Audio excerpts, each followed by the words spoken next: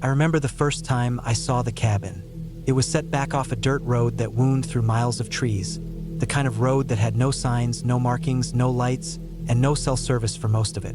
I had taken it because a friend from work once mentioned that it led to an old place his uncle had used for hunting, and he thought nobody had been there for years.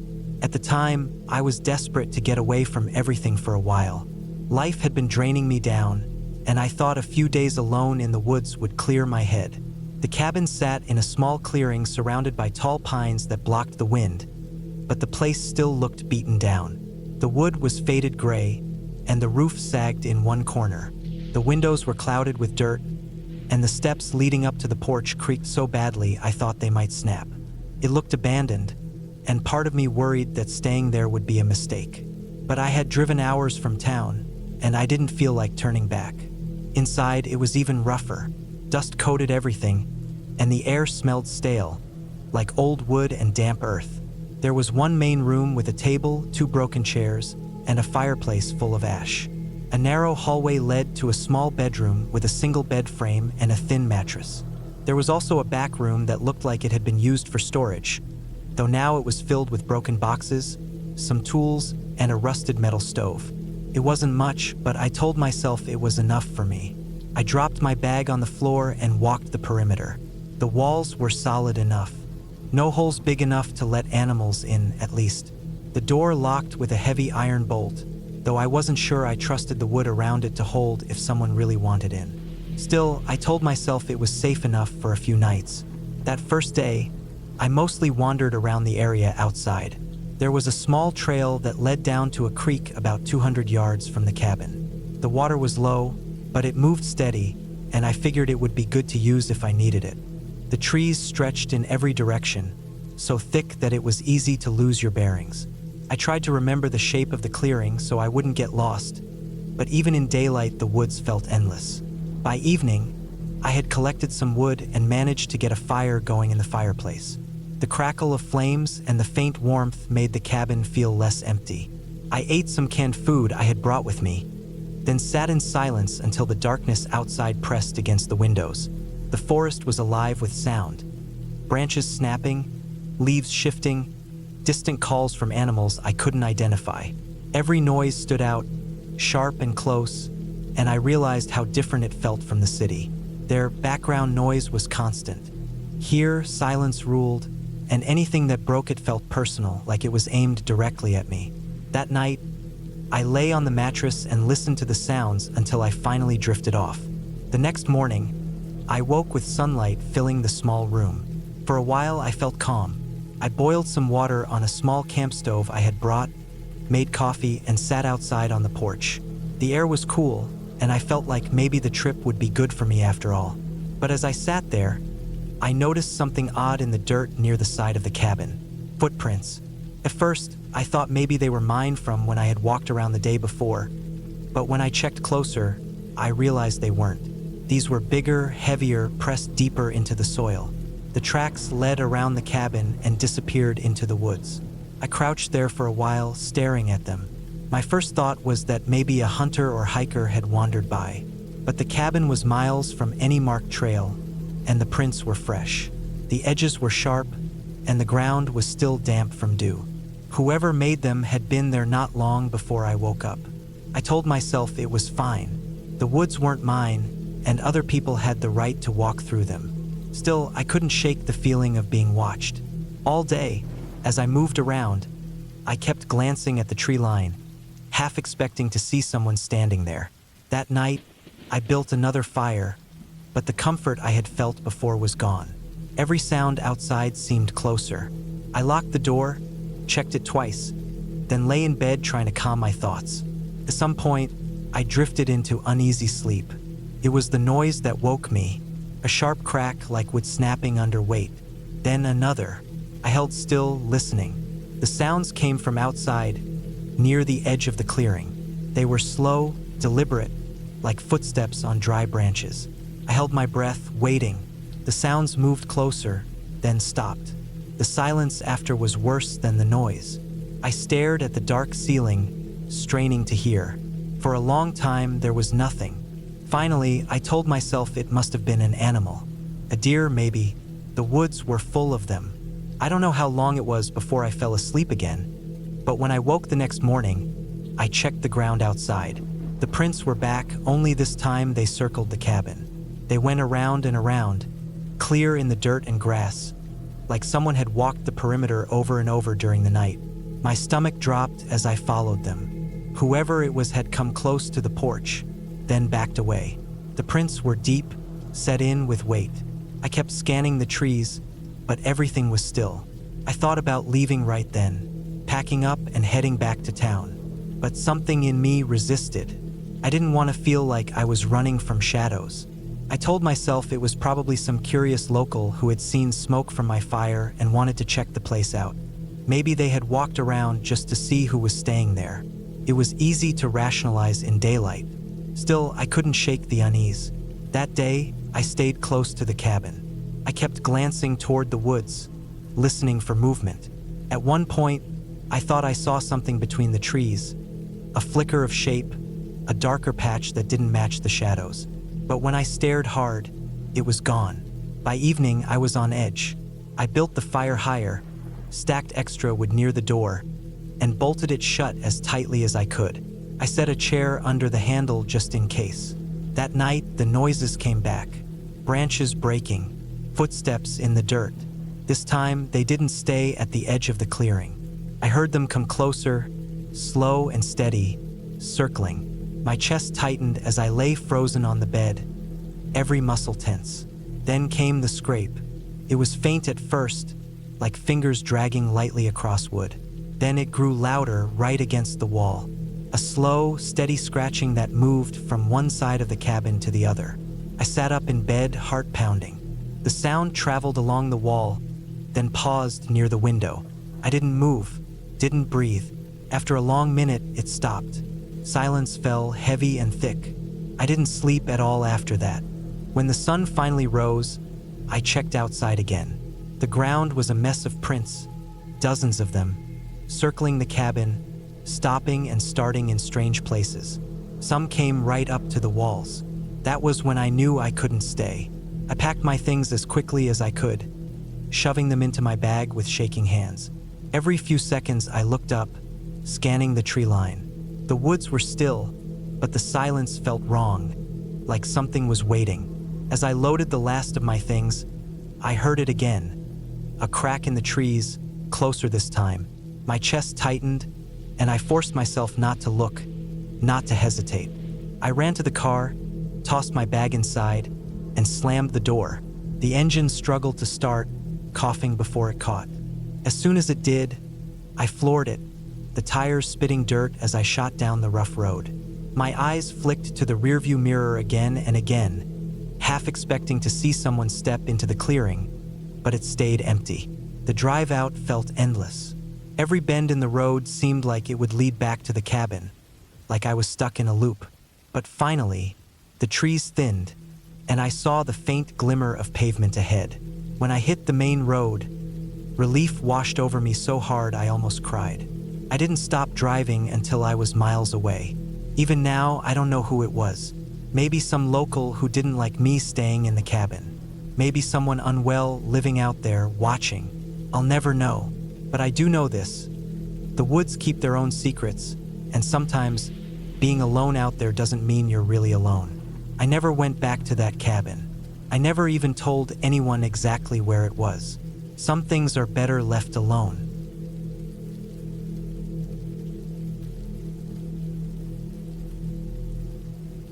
I drove up to the mountains later than I had planned, the road twisting in front of me as the last light of the day drained away behind the trees. My headlights threw long beams across the narrow gravel path, catching bits of dust and insects that floated through the air. The cabin I had rented was at least an hour from the closest town, maybe more depending on how bad the road conditions were. I had packed food, water, and basic supplies, but I kept going over in my mind if I had forgotten anything important. I wanted a quiet place to stay for a few nights, away from work, away from the noise of the city, and this cabin had seemed like the perfect answer. By the time I reached the driveway, it was already dark. The driveway itself was nothing more than a gap between the trees that sloped downward until it opened into a small clearing. The cabin sat at the edge of that clearing, shadowed by tall pines and oaks that pressed close from all sides.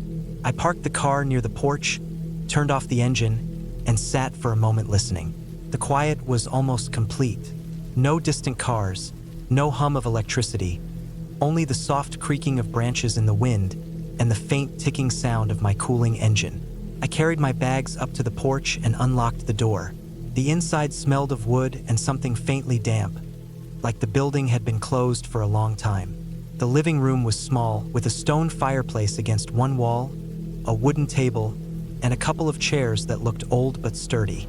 There was one bedroom, a small kitchen, and a bathroom with just enough space to move around. It wasn't luxurious, but I hadn't come for comfort. I had come for silence. After putting my things away, I checked the windows and the door. The locks were simple, just old latches and sliding bolts, but they seemed to work fine. I unpacked food, filled a glass of water from the container I had brought, and sat at the table for a while, trying to settle into the atmosphere. The forest pressed in close to the cabin. When I looked out the windows, I could only see black shapes of trees and the faint shine of the moon through the branches. That first night I went to bed early, but I slept lightly. Every time a branch scraped against the side of the cabin or the wind shifted, I woke up. I told myself it was only because I wasn't used to being so isolated. In the city, noises are constant, but they blend into the background. Out here, every small sound stood out sharp and clear. Still, I managed to rest. The next morning was calm and bright. I made coffee on the small gas stove and stepped outside onto the porch. The air was cold, and the trees stretched out endlessly in every direction. I could hear a stream somewhere downhill, though I couldn't see it. The forest floor was thick with leaves, and there were no other clearings nearby that I could make out. I stood for a long time just listening to birdsong and the rustle of animals moving unseen through the underbrush. I spent most of that day hiking short distances around the cabin, marking small trails for myself so I wouldn't get lost. The forest was denser than I expected, and it was easy to lose sense of direction when the trees looked so similar in every direction. I stuck close to the cabin at first, then went further out, always careful to mark my way. When I returned that afternoon, I noticed something strange. The ground near the porch seemed disturbed, like someone had walked there recently. I brushed it off as my own tracks from when I had carried my bags inside the night before, though something about the placement didn't look right. They seemed too close to the window, almost as if someone had stood there and looked inside. That evening, I cooked a small meal and kept the fire going in the fireplace. The warmth filled the cabin, but the unease I felt from the tracks stayed with me. Before going to bed, I walked around the cabin with a flashlight. Nothing seemed out of place, but the feeling of being watched wouldn't leave me. That night was worse. I woke up in the dark to a sound I couldn't place. It was faint, maybe just the cabin settling, but it made my heart race. I stayed still, listening. After a long moment, I convinced myself it was nothing, just the wood shifting as the temperature dropped. Still, I found myself staring at the window for a long time before sleep finally came back. The next morning, I looked again at the ground outside the cabin. The soil wasn't clear enough to make out proper footprints, but the disturbance I had noticed seemed more obvious now. Something had been there, moving close to the cabin walls. I felt unsettled, but I tried to ignore it. I spent the day chopping some fallen branches for firewood and walking short distances into the woods. I didn't go far, not wanting to lose sight of the cabin. Around noon, I thought I heard something in the trees behind me, a heavy snapping sound, like a branch breaking under weight. I froze, scanning the woods, but saw nothing. My skin prickled, and I hurried back to the clearing. That evening, I made sure the doors and windows were locked before dark. I sat by the fire, trying to read a book I had brought, but I couldn't focus. I kept listening, straining to hear past the crackle of the fire. At one point, I thought I heard faint movement outside, but when I held my breath and listened harder, everything was silent. Later that night, lying in bed, I woke again to a sound. This time it was clearer. Something brushed against the wall of the cabin. A slow, deliberate movement, not the quick scrape of a branch. My throat tightened. I didn't move. After a long silence, I told myself again that it was probably just the wind, but deep down I didn't believe that. The next morning I found new signs in the soil outside. Clearer this time, definite marks where someone had walked. The prints weren't sharp enough to tell detail, but they were unmistakable. Someone had been close, moving around the cabin while I slept. My stomach tightened as I studied them. Whoever it was, they hadn't come by accident.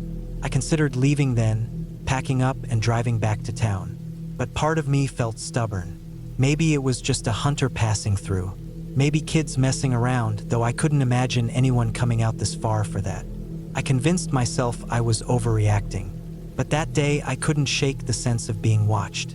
Every time I stepped outside, I felt exposed.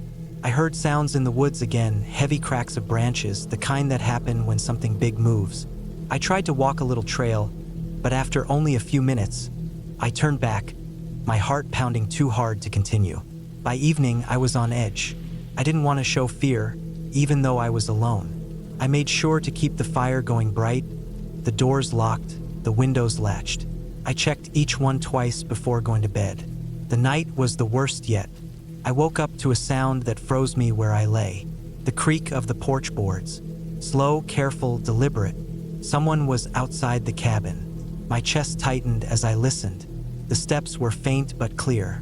Moving across the porch, pausing near the door. I lay perfectly still, barely breathing. My heart hammered so hard I was sure whoever was out there could hear it.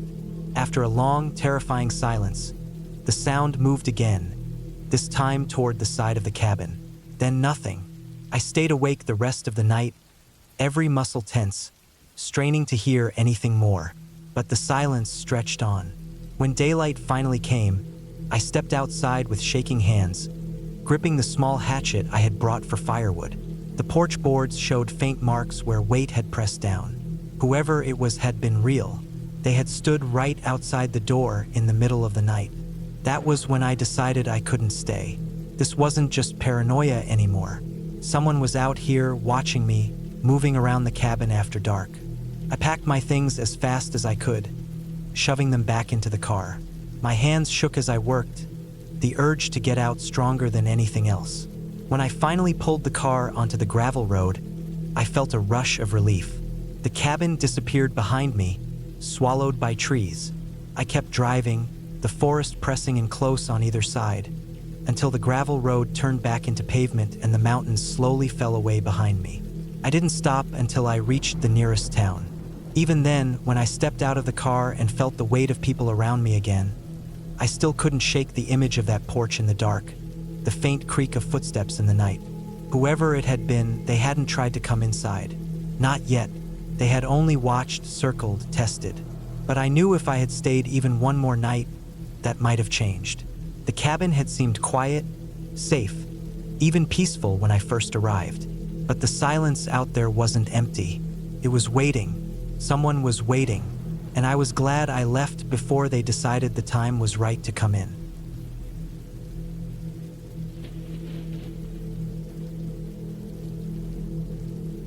I had decided to spend a week alone at a cabin that I rented deep in the woods. I wanted quiet. I wanted to get away from the noise of the city, the people, the phones, and the constant movement that never seemed to stop. The cabin was advertised as simple, old, and far from any nearby town. That was exactly what I wanted. The man who rented it out told me that there was no phone service there and only a weak signal if I drove several miles down the dirt road that connected the place to the highway. He also said that sometimes people from town came by to hunt in the area, but most of the time I would be alone. That sounded like peace to me. The cabin itself was nothing special when I first arrived. It was a small wooden building with a tin roof that looked like it had survived many winters. The outside walls were faded and rough from years of rain and sun. The porch sagged in one corner, and the steps creaked when I walked up them.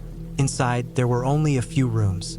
A main living area with a wood stove, a small kitchen in the corner with old counters and a propane stove, and 2 small bedrooms. The furniture was simple.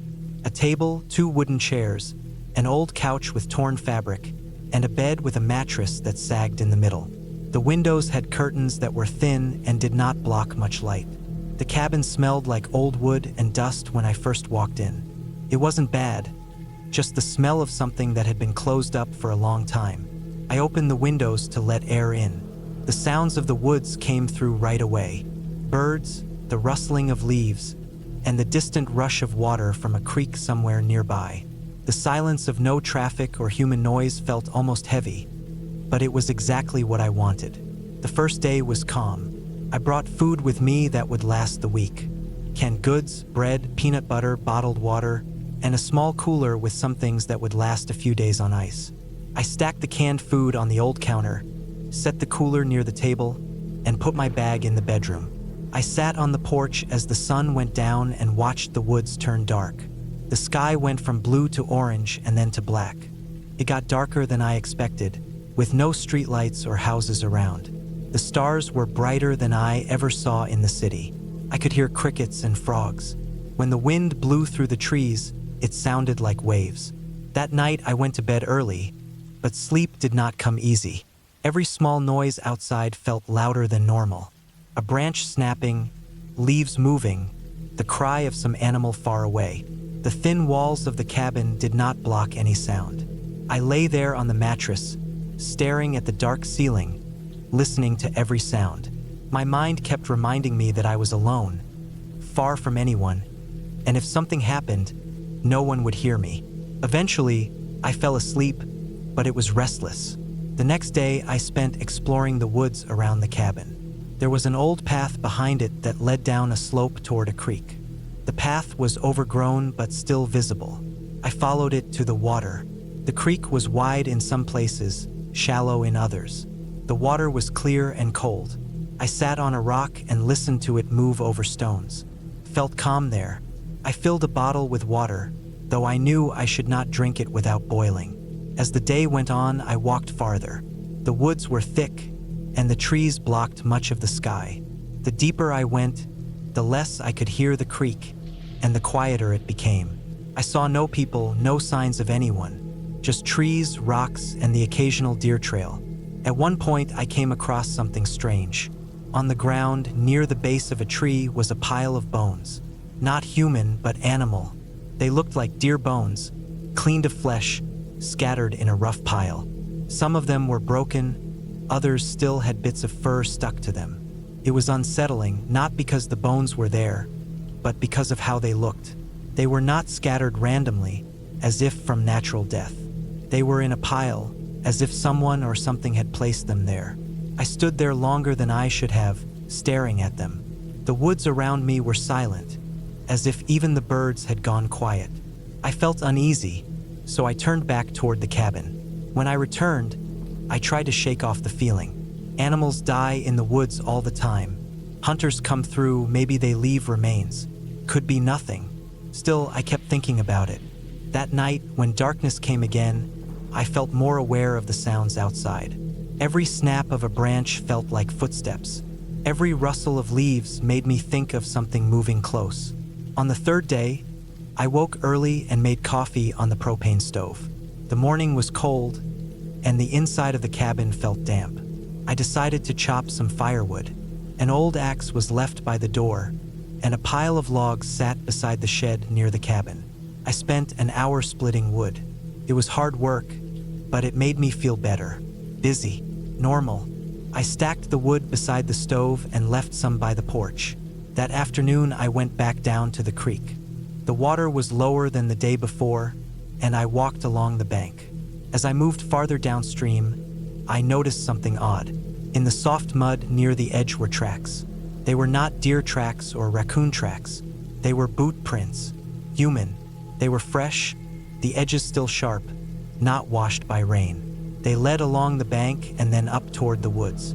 I followed them for a short while until they faded into the leaves and roots.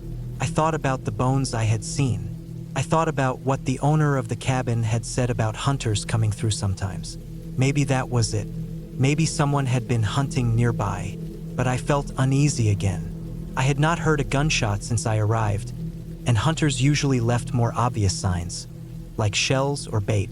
When I returned to the cabin, I noticed something that made my chest tighten. On the porch, beside the door, was a cigarette butt. I do not smoke. I had not seen it there before. It was fresh, not old or wet from rain. Someone had been close to the cabin. That night, I could not relax. I kept the lantern burning longer than usual. I sat at the table, listening, waiting. I felt watched. Several times I thought I saw movement outside through the window, but when I looked, it was only the trees. My thoughts went back and forth between reason and fear. Hunters, I told myself. Someone passing by. But the cigarette on the porch felt deliberate, like a sign that someone had been closer than they should. The following day, I walked the dirt road that led to the cabin. It stretched far in both directions, covered in leaves and branches. I walked for almost an hour before turning back. No cars passed, no people appeared. When I came back to the cabin, I checked around the building. Near the shed, I found more footprints in the soft dirt. Boots again. They circled the shed, then disappeared into the grass. At that point, I felt more nervous than calm. I began to keep the axe inside with me at night. I made sure the door was locked, even though the lock was just a simple latch. I tried to rest, but sleep was broken by the sound of movement outside. I told myself it was animals. It had to be animals. But deep down, I did not believe it. On the fifth night, I woke to a sound that froze me. A knock. A light, careful knock on the cabin wall. Not the door. I held my breath, staring at the ceiling in the dark. The knock came again, then silence. I sat up slowly, my heart pounding. I reached for the axe beside the bed and listened. No more knocks, just the faint sound of something moving outside. I did not sleep again that night. I sat in the chair with the lantern burning, the axe across my lap, listening. Hours passed. Every creak of the wood, every gust of wind, kept me on edge. When daylight finally came, I stepped outside to look. In the dirt near the porch were more footprints. Fresh. They led around the cabin, close to the walls, then back into the trees.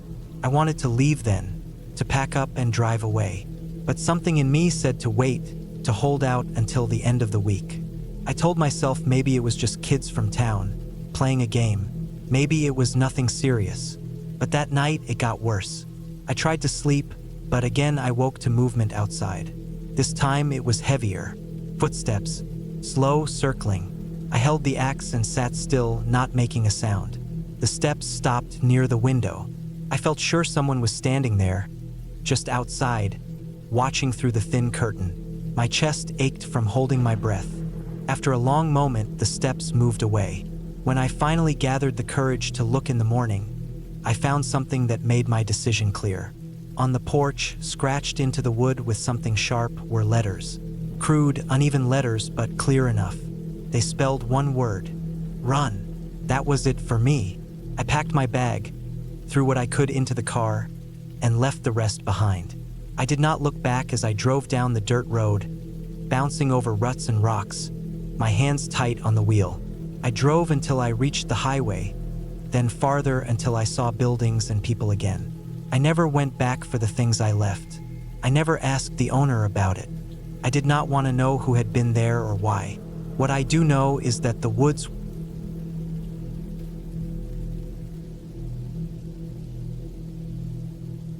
I never thought a short trip into the woods could stretch into one of the longest nights of my life. I had rented a small cabin deep inside the forest, not far from an abandoned logging road that hadn't been used in decades. I wanted quiet, space away from noise, and time to think. The cabin was small, just one main room with a narrow kitchen along the side, a bathroom added later with rough plumbing, and a wooden deck facing the trees. It sat far off from the nearest paved road, and the dirt trail that led to it was narrow, with branches brushing against my truck windows as I drove in. When I first arrived, the quiet felt comforting. The cabin smelled of dry pine boards, dust, and the faint smoke that clung to old chimneys. The air outside was sharp, the kind that makes your lungs expand as if they were never fully filled before.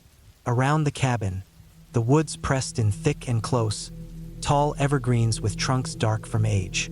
The logging road cut past about 20 yards away, wide enough for trucks long ago, now narrowed with weeds and saplings creeping up through the cracked ground. Inside, I unpacked slowly, arranging my bag near the bed, checking the windows, making sure the door locked. It was still late afternoon. The sun angled low through the trees, throwing long shadows that stretched like fingers across the clearing. I boiled water on the old stove, made a simple meal, and sat by the small wooden table as the last of the daylight slipped away. By evening, the silence shifted. It wasn't the gentle quiet I had expected, but a heavy stillness that seemed to settle into the wood of the cabin itself. I could hear every creak as the walls cooled, every tiny shift outside. The snap of a twig, the rustle of something in the underbrush, the faint scrape of branches against the roof. I kept telling myself it was normal, that the forest was alive with small creatures, the wind shifting through leaves. But my ears strained for each sound, and I noticed the logging road more than I wanted to. Through a gap in the trees, I could see its pale strip in the moonlight, an empty path that seemed to lead nowhere but deeper into the dark. I tried to distract myself by unpacking more, setting a lantern on the counter, checking my phone, though there was no service. The night stretched on. At some point, I stepped outside with a flashlight, the beam cutting a narrow tunnel through the black trees. The woods swallowed the light quickly. The ground was soft with needles, damp in places, and I realized how alone I was out there. If anyone came walking up that road, I would see them only when they stepped into the clearing. There were no neighbors close enough to hear anything, no one to notice a car pulling off the trail. I locked the door when I went back in. Hours passed. The cabin had a small clock nailed to the wall, and the ticking grew louder as I sat on the bed, staring at the ceiling. At some point, I heard it, a sound different from the rest. Not the wind, not branches. A dull crunch of footsteps on gravel. Slow, steady, measured. My whole body stiffened as I realized it was coming from the logging road. I sat still, barely breathing, listening as the steps drew closer. Gravel, then dirt, then the softer padding of pine needles. Whoever it was had left the road and was moving toward the clearing. My heart pounded hard enough I felt it in my throat. I wanted to believe it was an animal, but the rhythm was wrong. Too even. 2 legs, not 4. Person. The cabin had one small window facing that side. I moved carefully toward it, crouching low, peeking out between the edge of the curtain. The clearing looked empty at first. Just the pale cut of moonlight across the weeds, the dark rise of the road, the endless forest behind. Then I saw movement, a shadow between the trees, a figure half hidden, standing still at the edge of the clearing. They didn't move, just stood there, watching. I dropped back quickly, pressing myself flat against the floor, every muscle tight. My mind raced with what I should do. There was no service on my phone, no way to call for help. The truck was parked outside, keys on the counter, but that meant stepping out into the open where whoever it was could see me. My only thought was to wait, to listen, to see if they left. Minutes dragged out. I forced myself to peek again. The clearing looked empty. The edge of the trees was still.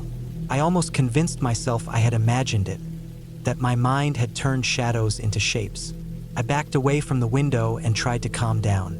Then I heard the steps again. Not on gravel this time, but on wood. The deck outside. The boards groaned faintly under weight. Someone was right outside the cabin. I froze, staring at the door. My eyes darted to the lock, to the hinges, to the flimsy wooden frame. The sound stopped, and silence pressed in harder than before. I knew they were there, listening. I waited, sweat dripping down my neck, chest tight. I thought I could hear breathing, faint through the wood, or maybe it was just my own breath echoing in my ears. I forced myself not to move, not to give a sound that might tell them where I was. Then came the scrape, a slow, dragging sound against the doorframe, as if fingers or something hard brushed along the wood. My stomach turned cold. I stayed crouched, praying they would leave. After what felt like forever, the sound faded. No more boards creaked, no more scraping. I stayed still for long minutes, then finally dared to crawl to the window again. I eased the curtain aside, heart hammering. The clearing was empty.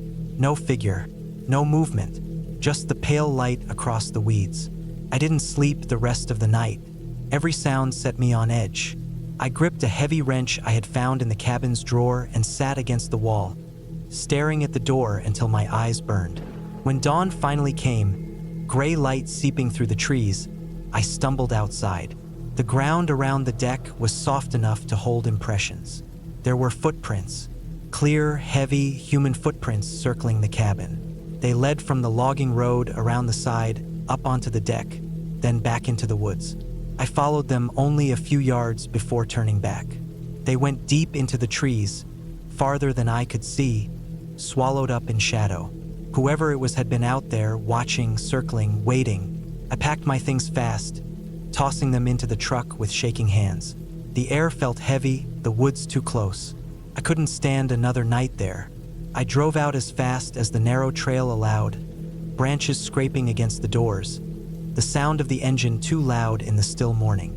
Only when I reached the paved road did I breathe again. I didn't stop driving for hours, not until I was far from the forest, the cabin, and that old logging road.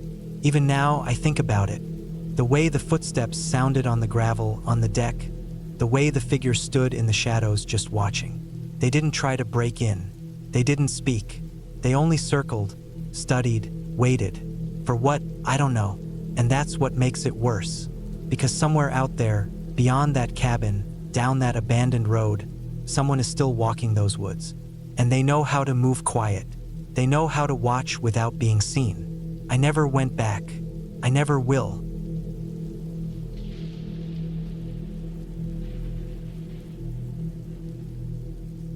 I had been needing a break from the constant noise of the city. My head had been crowded for months, and the endless sounds of traffic, people, and construction had worn me down to the point where I could barely think straight. When I saw an old cabin listed for rent deep in the woods, far from any major roads, I didn't hesitate. I wanted the silence, the isolation, the kind of quiet that felt almost too heavy. That was the whole point. The cabin wasn't much. From the pictures online, it looked small and plain, not the kind of place you'd brag about, but that didn't bother me. What mattered was where it was located. The owner wrote in the listing that it sat at the end of an unpaved road that led off from a long gravel stretch, miles away from the closest town. That was exactly what I was looking for. The fewer people around, the better. I packed simple things: canned food, pasta, rice, a cooler full of meat, a camping stove, even though the cabin supposedly had a working propane one, a lantern, a strong flashlight, extra batteries, a water filter, blankets, and a small axe I had bought years ago but never used. I also packed a notebook, a pen, and a book I had meant to read for years but never had the time to finish. My phone would come with me, but I already knew from the listing that service was almost non-existent out there. That was fine. In fact, it was part of the reason I wanted to go. The drive took me through back roads and into forested areas where the trees leaned heavy over the road, their tops touching to make dark tunnels in the middle of the day. I remember how the light kept changing as I drove through those stretches, the sky opening up with sun and then closing again with shadow, almost like passing between two different worlds. The deeper I went, the fewer houses I saw. For a long stretch, there was nothing but trees and the occasional mailbox near the edge of the road. When I finally turned onto the gravel road that led to the cabin, I slowed down. The road was rough, filled with potholes, and the gravel shifted under my tires. I could feel the car fighting me a little, but I kept going. The cabin was supposed to be 2 miles down that stretch.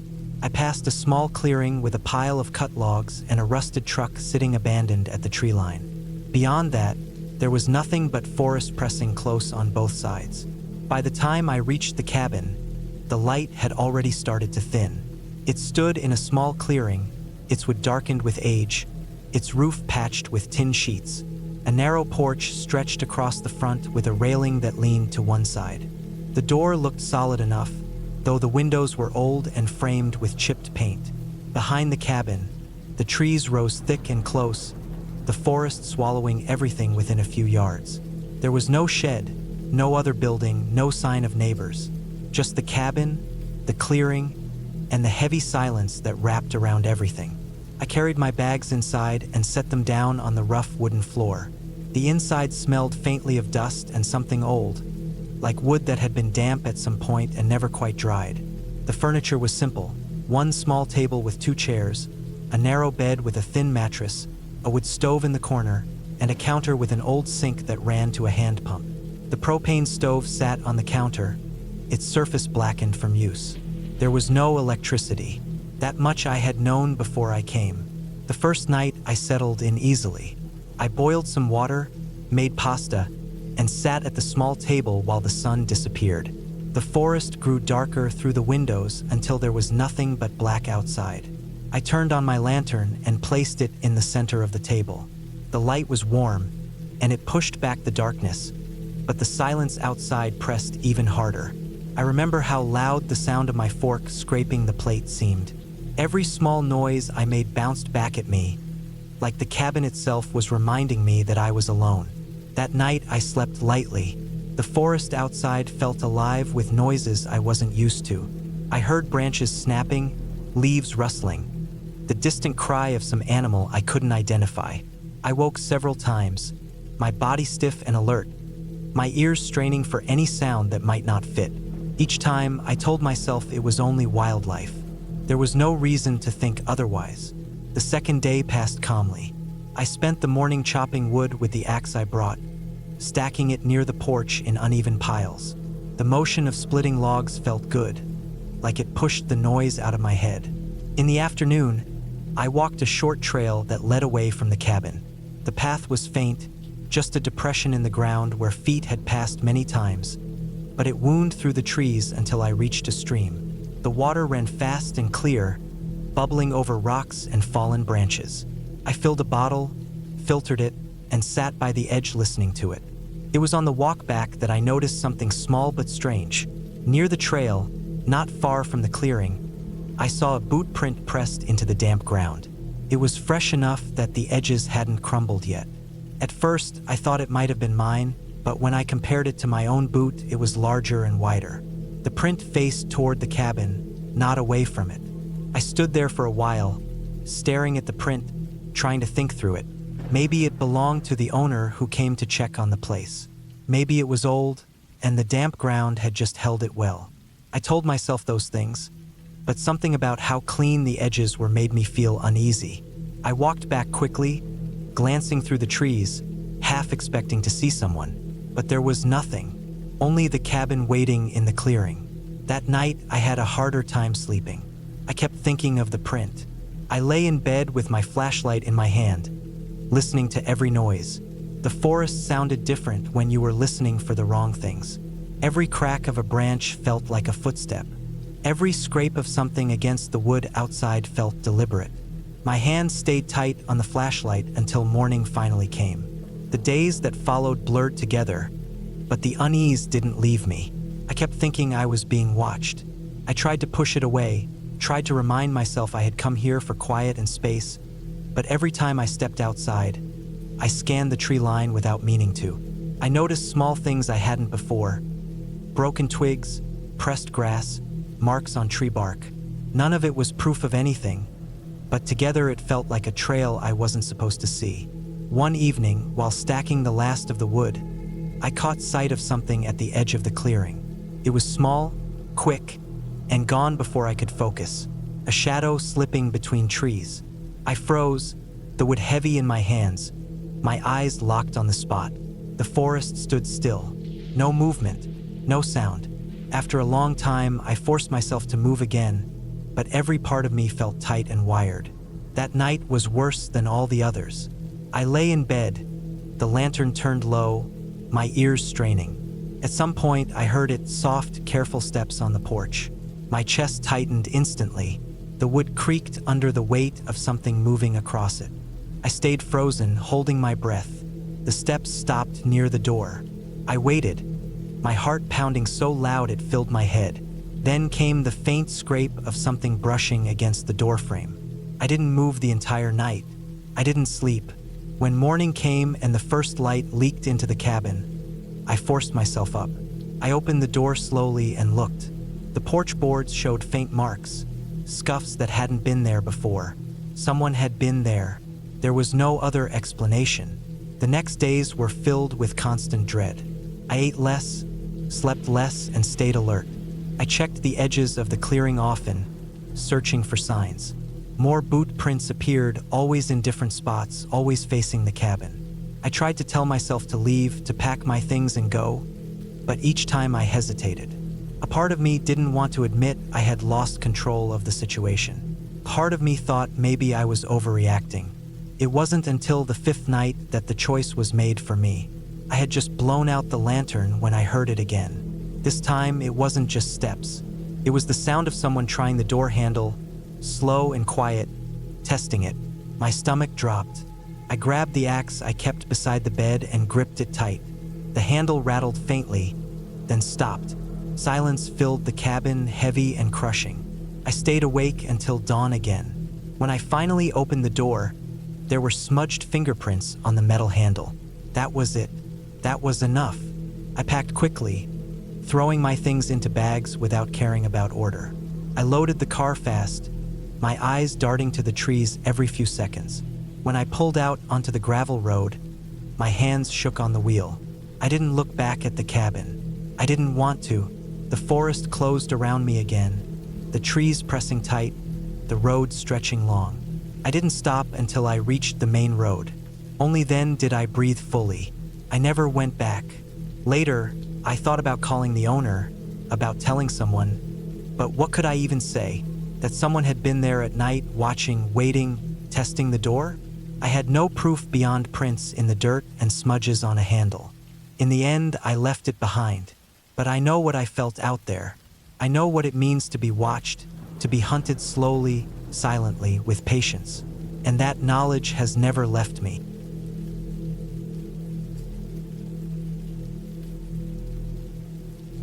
I had not planned on staying in the cabin for more than a week, but once I drove up into the mountains and saw how quiet the place was, I decided to give myself a little more time away from everything. The cabin belonged to a man I worked with a few years back.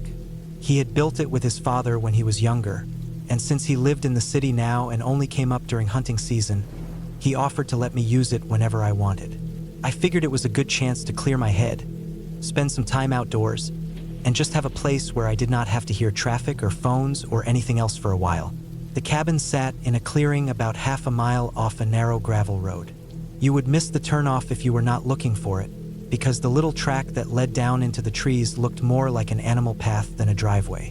When I parked my truck near the front steps, the trees around me felt close and heavy. The cabin was small, just one story with a porch that ran along the front. The wood was dark and weathered, but it looked solid. There was a shed out back where firewood was stacked and some tools were kept. Beyond that, the land sloped into thicker forest. The first day I spent there was quiet. I brought in my food, a cooler full of things I could cook on the propane stove, and a few jugs of water since the cabin didn't have running water. There was an old hand pump by the shed, but my friend warned me the water came out rusty and sometimes tasted bad. I set up my sleeping bag on the bed inside. The cabin had one main room with the bed pushed against the far wall, a table and 2 chairs, a little counter and stove, and a wood stove in the corner. There was a small storage closet, and that was about it. It was simple, but it felt fine for what I needed. The first night was colder than I expected. The cabin creaked in the dark when the wind moved through the trees. I had brought a lantern, and I let it burn low while I lay in the bed and listened to the woods. Every sound felt louder, sharper. Branches cracked somewhere outside. An owl called from deeper in the forest, and I thought I heard something moving near the shed.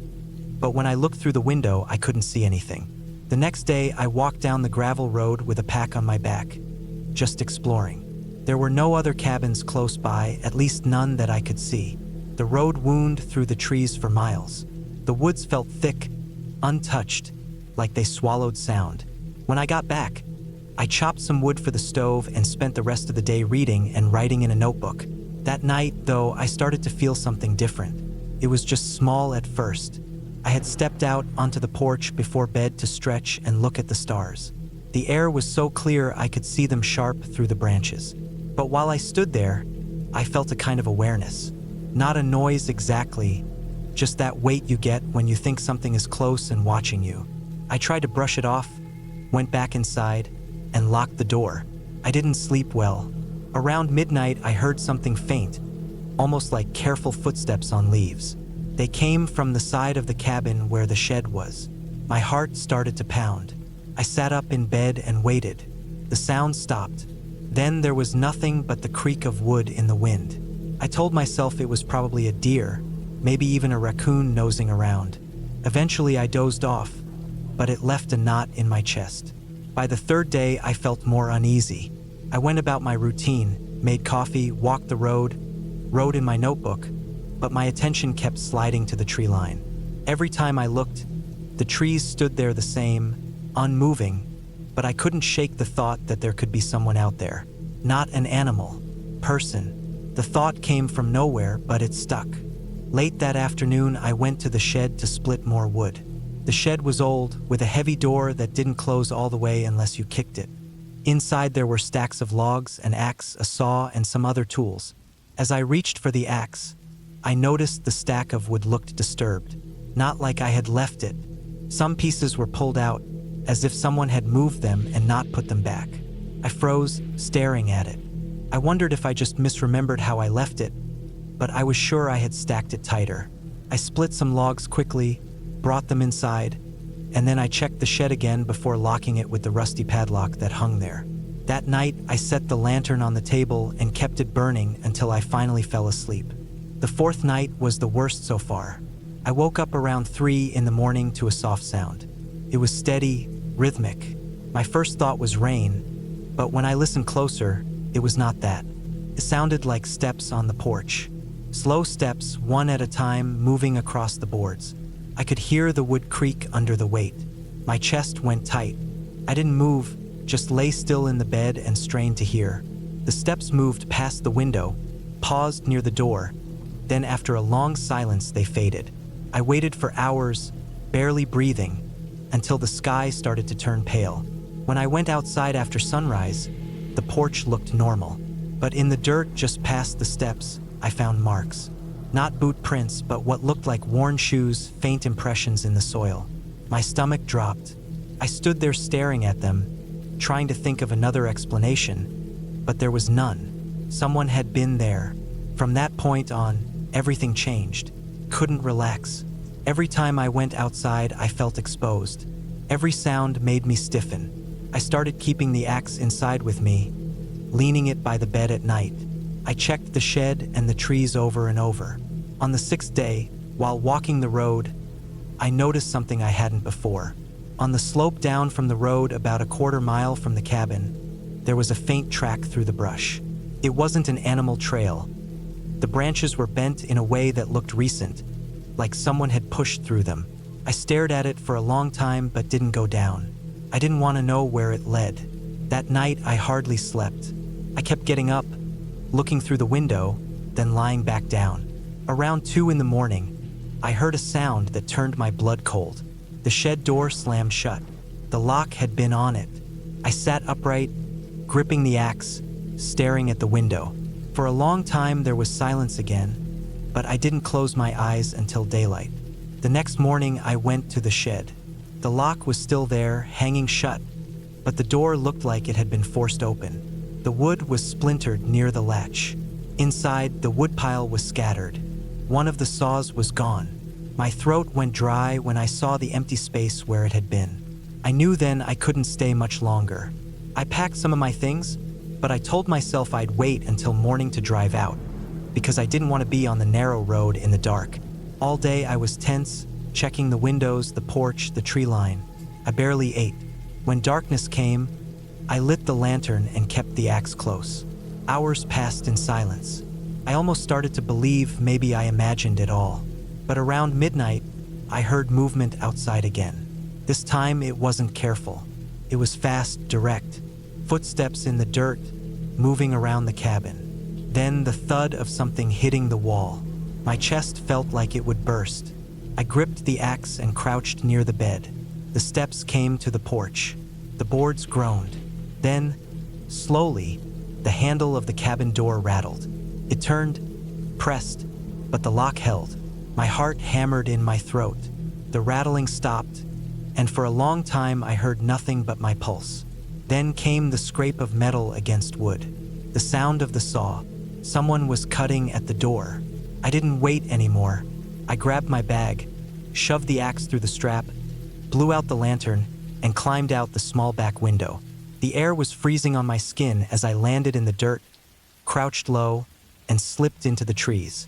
My truck was parked in front, but I knew I couldn't reach it without crossing the open clearing. Whoever was at the door would see me, so I moved through the woods instead, keeping low, stumbling over roots, pushing through branches. My hands shook, and every crack of a twig sounded like thunder in my ears. I moved away from the cabin, down toward the gravel road, using the faint light of the moon to guide me.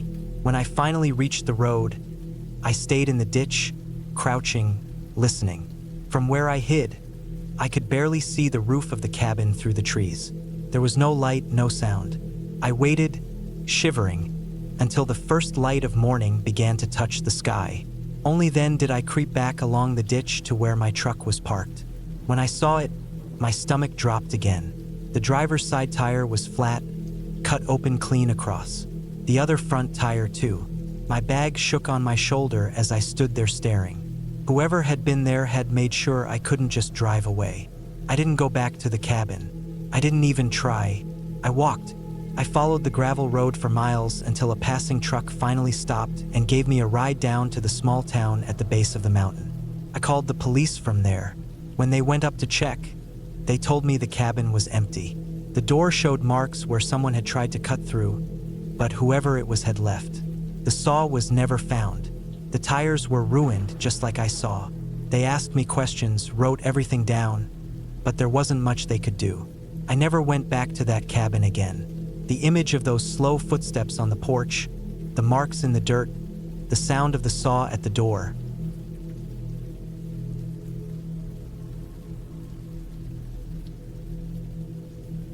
I had been planning to take a break from the noise of the city for a long time. My life had started to feel repetitive. Work, home, sleep, and then the same thing again the next day. I wanted something different, a place where I could just sit in silence and hear nothing but the sound of wind in the trees or water moving in a nearby creek. That was the reason I decided to spend a few days in an old cabin that a distant relative had told me about. It was tucked deep inside the woods, far away from paved roads, and from what I had been told, not many people ever went that way. The idea of being so far away from everyone else felt like exactly what I needed. The cabin wasn't in perfect condition, but I didn't care. I wasn't going there for comfort. I wanted the kind of silence you only find when you're cut off from everything. No cars, no neighbors, no traffic lights, no endless voices around me. Just stillness. I packed light, only bringing the things I thought I would need: food, water, a flashlight, a first aid kit, warm clothes, a knife, a small axe, and a few other essentials. I had been warned that the place had no power and no cell reception, so I prepared for that. I wanted to try living without all the usual things for a little while. The trip started off fine.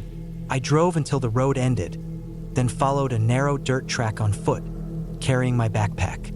The deeper I walked into the woods, the quieter it got. The air felt colder the further I went in, and the light seemed to dim under the heavy trees. After about an hour of walking, I reached the cabin. It stood alone in a small clearing surrounded by tall pines. The wood on the outside was dark and weathered. The roof sagged a little and the windows were dusty.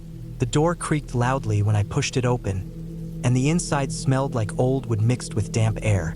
It wasn't welcoming, but I told myself that was part of the charm. This wasn't supposed to feel like home. It was supposed to feel like a different world. The first few hours passed slowly. I unpacked, set up a small space for myself in one of the rooms, and then went outside to gather wood for a fire.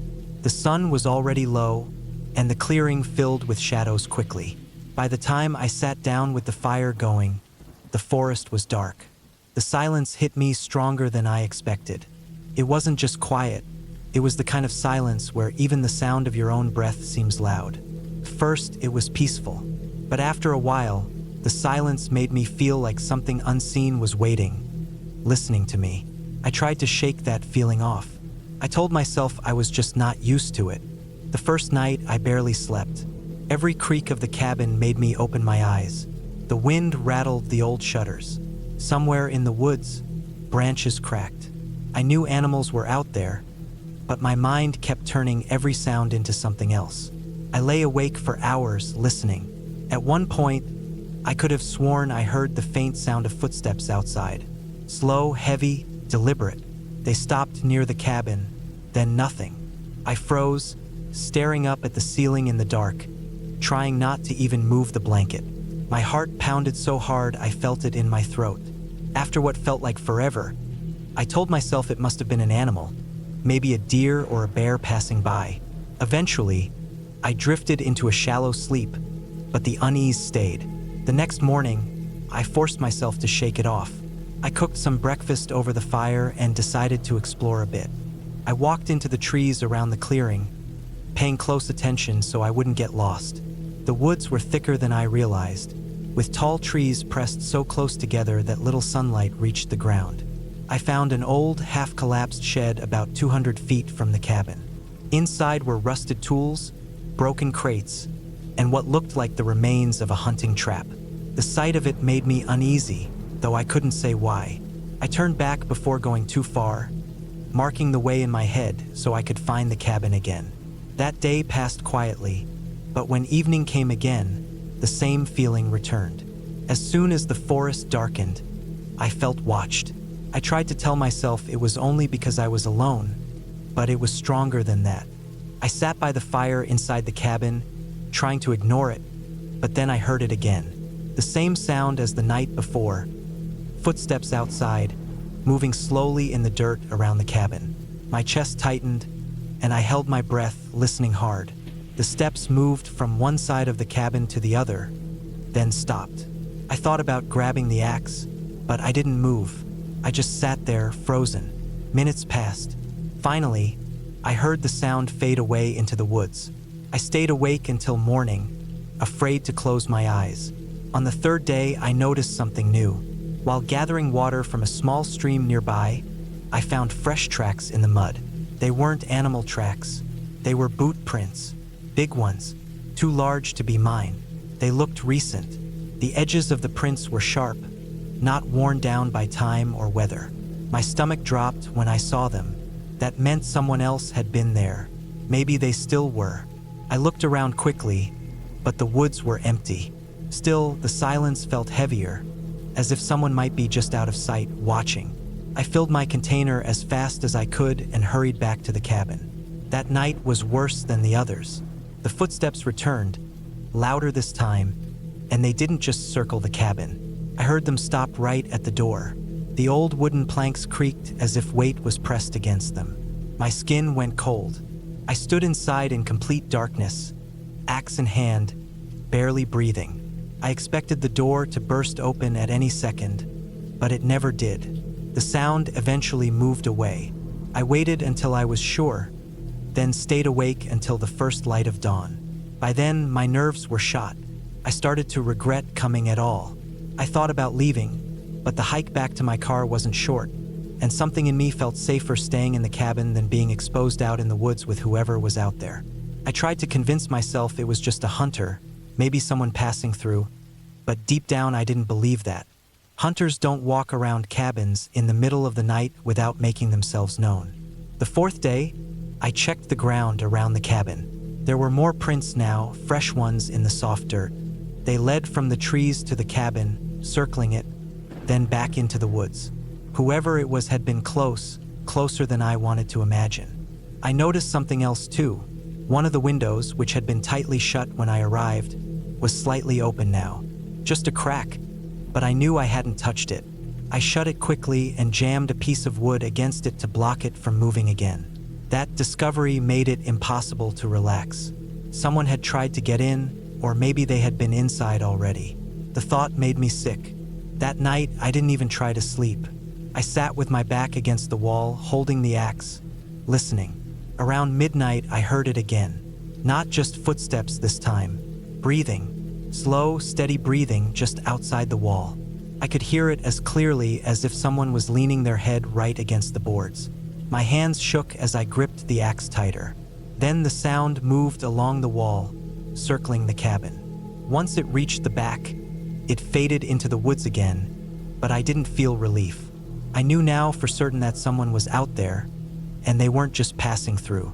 They were watching me, testing me, waiting. By morning, I had made my decision. I couldn't stay another night. I packed my things as fast as I could, barely eating, and got ready to head back to the car. I stepped outside, scanning the tree line, half expecting to see someone standing there. The woods were still, too still.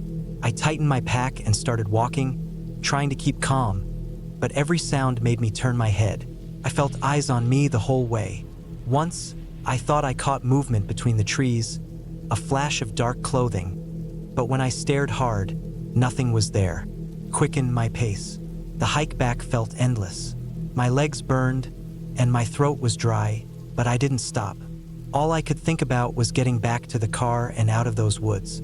When I finally reached the dirt road where I had parked, I almost cried with relief. The car sat there just as I had left it. I climbed in, locked the doors, and started the engine. As I pulled away, I glanced in the rearview mirror one last time. For a split second, I thought I saw someone standing at the edge of the trees, watching the car drive off. By the time I looked again, the spot was empty. I didn't stop driving until I reached town. Only then did I let myself breathe fully. I knew I had gotten lucky. Whoever had been out there, they hadn't caught me off guard inside the cabin. They hadn't stopped me on the trail. But the truth was clear. I hadn't been alone in those woods, not for a single night. Someone had been there the whole time, moving in the dark, circling, waiting. I never went back to that cabin again.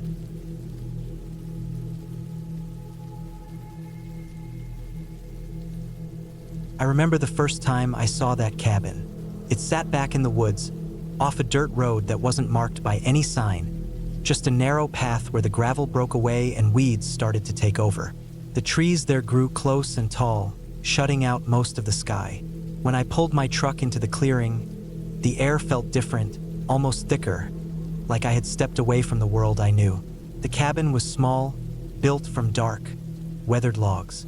The roof sagged slightly, and the porch leaned just a little too much on one side, but it stood solid enough. I had rented it for a week. The idea was simple. I wanted peace. I wanted quiet. I had been tired of the noise in town, the constant pressure of work, the hum of traffic, the neighbors yelling, the phones buzzing, and the screens glowing late into the night. I wanted a place where I could breathe without someone pulling at me. When I saw the listing, I thought it was perfect. Just an old cabin, tucked away where cell service barely reached, surrounded by miles of forest and nothing else. I thought I'd get some rest, maybe do some reading, maybe just sit on the porch and drink coffee while I watched the light filter through the trees. The first day was almost exactly what I wanted.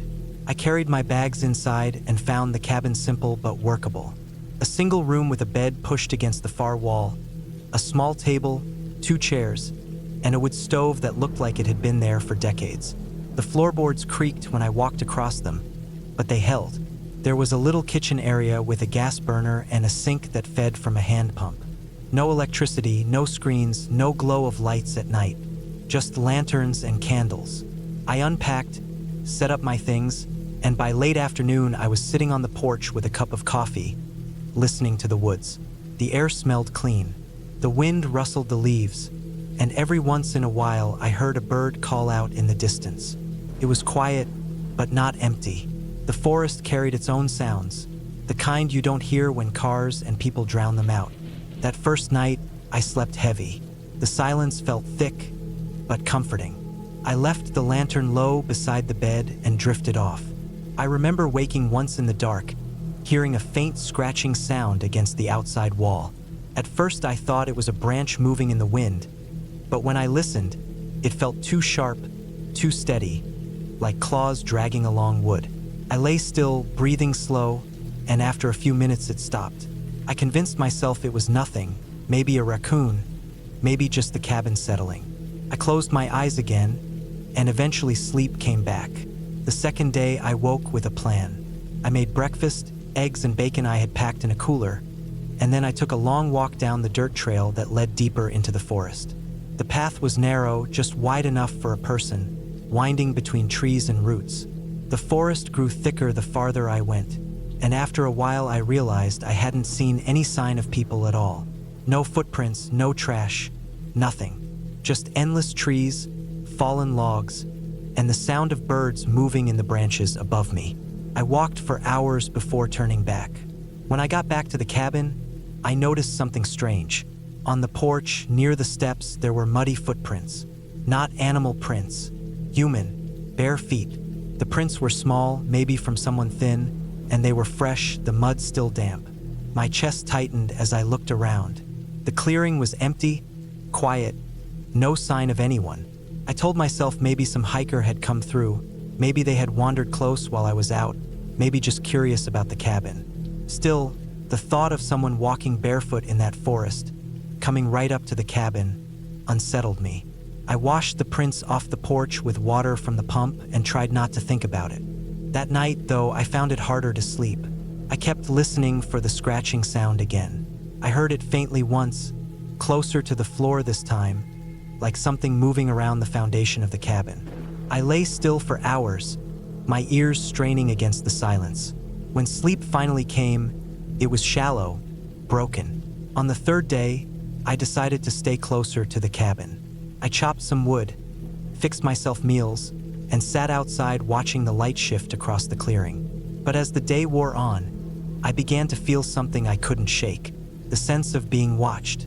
Every time I stepped off the porch, I found myself glancing over my shoulder, scanning the tree-line, listening for branches snapping. Once, I thought I saw movement, just a flicker of pale skin between two dark trunks. But when I stared, nothing was there. The woods were still. By evening, I couldn't relax.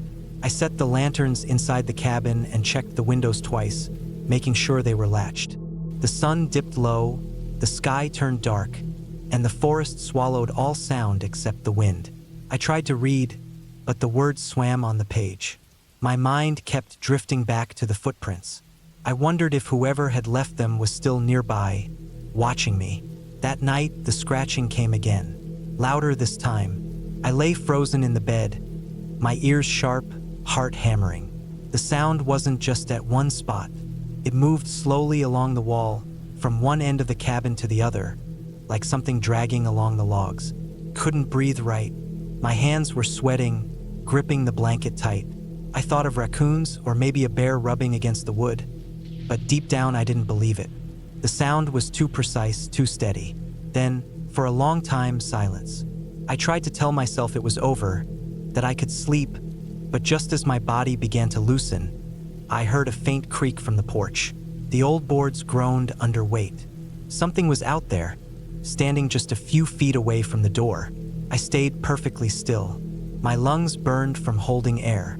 Then another creak, and another, as if someone was shifting their weight carefully, testing each step. I waited for the knock, for the door to rattle, for some sound that would force me to act. But nothing came. After what felt like hours, the night grew still again.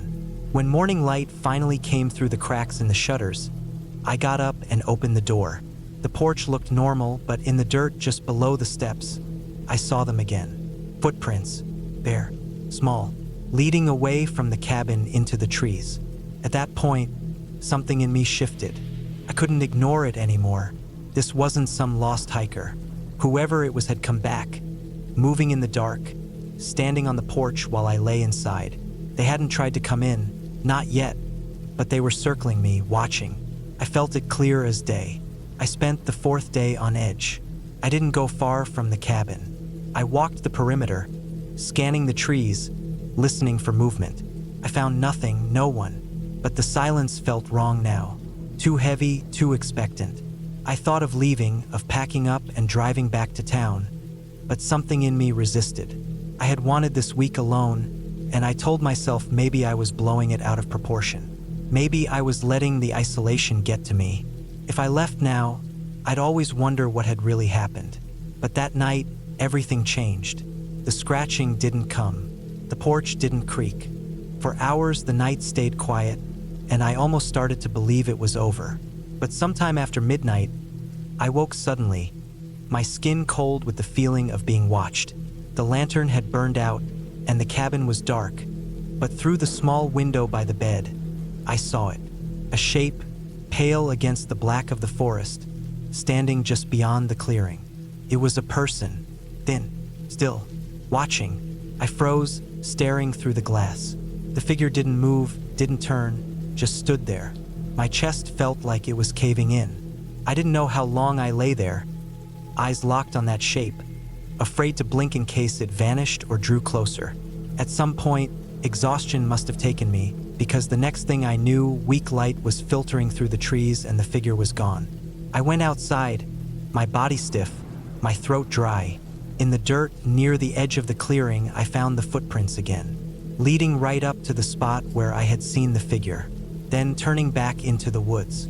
That was enough. I packed my things fast, shoving clothes into my bag, tossing supplies into the truck. I didn't care about finishing the week. I didn't care about rest anymore. I just wanted out. When I turned the key, the engine sputtered, coughed, and died. My stomach dropped. I tried again. Same sound. Nothing caught. I opened the hood, checked the lines, the battery. I didn't know enough about engines to fix what was wrong, but I saw it quickly enough. The wires had been cut. Clean, deliberate. Someone had done it while I slept. I felt my chest tighten as the truth sank in. Whoever was out there wasn't just wandering close. They wanted me stuck. They wanted me here. I stood in that clearing, the morning air cold on my face, the forest pressing in all around. I realized then how far I was from town, how empty the road was, how little chance there was of anyone stumbling across me. I was alone, trapped. The sun climbed higher, but it didn't help. The woods felt darker now, heavier. I gathered what I could carry.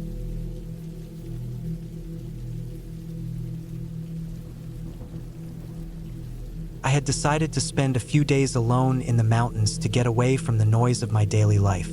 I rented a small cabin deep in the woods, far from towns, far from paved roads, and far from people. The place was old but sturdy, with wooden walls that carried the smell of pine and smoke from years of fires in the stone fireplace. It stood on a little clearing with tall trees pressed tight all around it like a wall. The road to reach it was only a narrow dirt path, twisting through miles of forest before finally ending at the cabin. It wasn't the kind of place you stumbled on by accident. You had to know it was there, and you had to mean to go. I arrived in the late afternoon, with the light still breaking through the trees in thin golden beams. The air was crisp and cool, with the smell of wet leaves clinging to everything. I unloaded my supplies from the car, stacked the firewood I had brought, and checked the windows and doors. The cabin had 2 rooms. One main space with the fireplace, a small table, and a cot pushed against the wall, and a back room with shelves, tools, and a few old hunting supplies left behind by whoever owned it. There was no electricity, no running water, and no cell signal. I had a lantern, a flashlight, and extra batteries, but I planned to rely mostly on firelight. When night came, it was darker than I had expected. The trees blocked out the moon, and the forest around me swallowed sound in a way that felt unnatural. When I sat by the fire, I could hear the small cracks of the burning logs, but beyond the glow of the flames, the darkness pressed in heavy and endless. It was only the first night, but already I felt uneasy. It wasn't fear exactly, but more like an awareness that I was far removed from the rest of the world. If something went wrong out here, I was on my own. The first 2 days passed without much happening. I went for long walks on the trails, gathered wood, and wrote notes in a small notebook I had brought with me. The quiet was nice at first, though it was heavy in a way I wasn't used to. Every creak of the cabin's boards and every snap of a branch outside felt louder than it should. The forest was alive, but its noises came in sharp bursts. The flutter of a bird, the rustle of something in the undergrowth, the sudden crack of a distant tree limb. At night, the fire was my only comfort. I tried reading, but I found myself too distracted by the silence pressing against the windows. On the 3rd night, I woke up to a sound. It was faint but sharp, like a stick breaking under weight. I sat up in the cot, staring at the dark outlines of the walls and the soft glow of the fire that had burned low. I held still, listening. Another snap came, this time closer to the cabin. It wasn't an animal moving lightly. It was heavier, slower, deliberate. I told myself it could have been a deer, but as I listened harder, I heard a crunch in the leaves, the sound of someone or something walking. The sound circled the cabin. My heartbeat thudded in my ears. Whoever it was, they didn't come close to the windows, but I could hear the movement shift from one side to another, like they were walking the perimeter. Then it stopped. I sat in silence, gripping the blanket, staring into the fire until it burned low to embers. I didn't sleep again that night. By morning, I stepped outside, scanning the clearing. The ground was damp from dew, and I could see faint indentations in the soil near the tree line. They weren't shaped clear enough to know what made them, but they weren't from deer.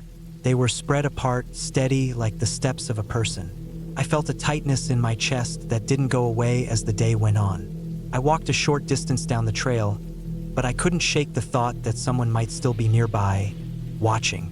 That night, I kept the fire high and sat awake long into the dark. The woods groaned and whispered in the wind. I strained my ears at every noise. At one point, I thought I saw movement between the trees, a shadow slipping where it shouldn't, but the firelight played tricks, and I couldn't be sure.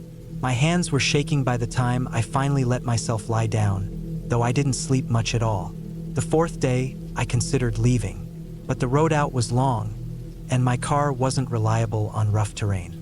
The thought of breaking down on that dirt path alone was worse than the thought of staying. I told myself I was imagining things, that the woods always made people feel uneasy, and that the sounds had been nothing more than animals moving in the dark. I gathered more wood, cleaned the cabin, and forced myself to keep busy. That night, though, the noises returned. This time they came earlier when the fire was still strong. I heard steady steps crunching closer, not circling, but moving directly toward the cabin. My chest froze. I stared at the door, my breath shallow. The steps stopped just beyond the clearing, as though whoever was there was standing still, watching. I sat there for minutes that dragged like hours, waiting for something more. Then, slowly, the steps retreated, fading back into the trees until silence swallowed them again. By morning, I knew without doubt that it wasn't an animal. Someone was out there, someone who knew where I was.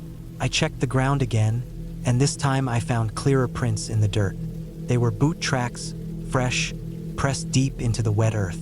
I felt trapped. Leaving during the day meant crossing miles of woods on that narrow path, exposed with no one else around. Staying meant wading through nights that were getting worse. I tried to think clearly, but my head was fogged with fear and lack of sleep. I started keeping my hatchet beside the cot, within reach. The fifth night was the worst. I woke again to the sound of steps, but this time they didn't stop at the edge of the clearing. They came closer, heavy and slow, until I heard the crunch of boots on the wooden porch outside. My whole body froze. The boards creaked under weight. Then I heard the faint scrape of a hand on the door. Not knocking, not pounding, but sliding, like fingers feeling the grain of the wood. I held my breath so long my chest ached. The door held. After what felt like forever, the sound stopped and silence fell again. In the morning, I checked the porch. There were marks on the door. Not deep, not carved, but faint smudges, like dirt from fingertips dragged across it. My throat tightened as I looked at them. Someone had been there, only inches away from me, while I sat frozen inside. I knew I couldn't stay another night. I packed my things quickly, stuffing them into my bag with shaking hands. I loaded the car and started down the dirt path, my eyes flicking constantly to the trees. The forest was too still, too quiet. Every twist of the path felt like it could hide someone waiting. I drove as fast as the rough road allowed, the car bouncing over ruts and rocks, my knuckles white on the wheel. When I finally reached the paved road, I pulled over and sat for a long time, my body shaking from head to toe. My mind was still fogged with the fear of nights spent in that cabin, of the steps circling me in the dark, of the hand sliding across the door. I didn't see anyone as I drove into the nearest town, but the feeling that I had been followed clung to me like a shadow. That night, safe in a hotel, I lay awake thinking about the cabin, about the prints in the dirt, about the sound of boots on the porch. I knew what I had heard and seen. Someone had been out there. Maybe they had been watching me since the first day. Maybe they had been waiting for me to make a mistake, to open the door, to step outside at the wrong moment. I never went back to that cabin. I never even told anyone the full story, because I knew they would tell me it was just my imagination, or an animal, or the nerves of being alone. But I know the weight of boots on wood, and I know the sound of a hand on a door, and I know how close I came to finding out what would have happened if the door had opened.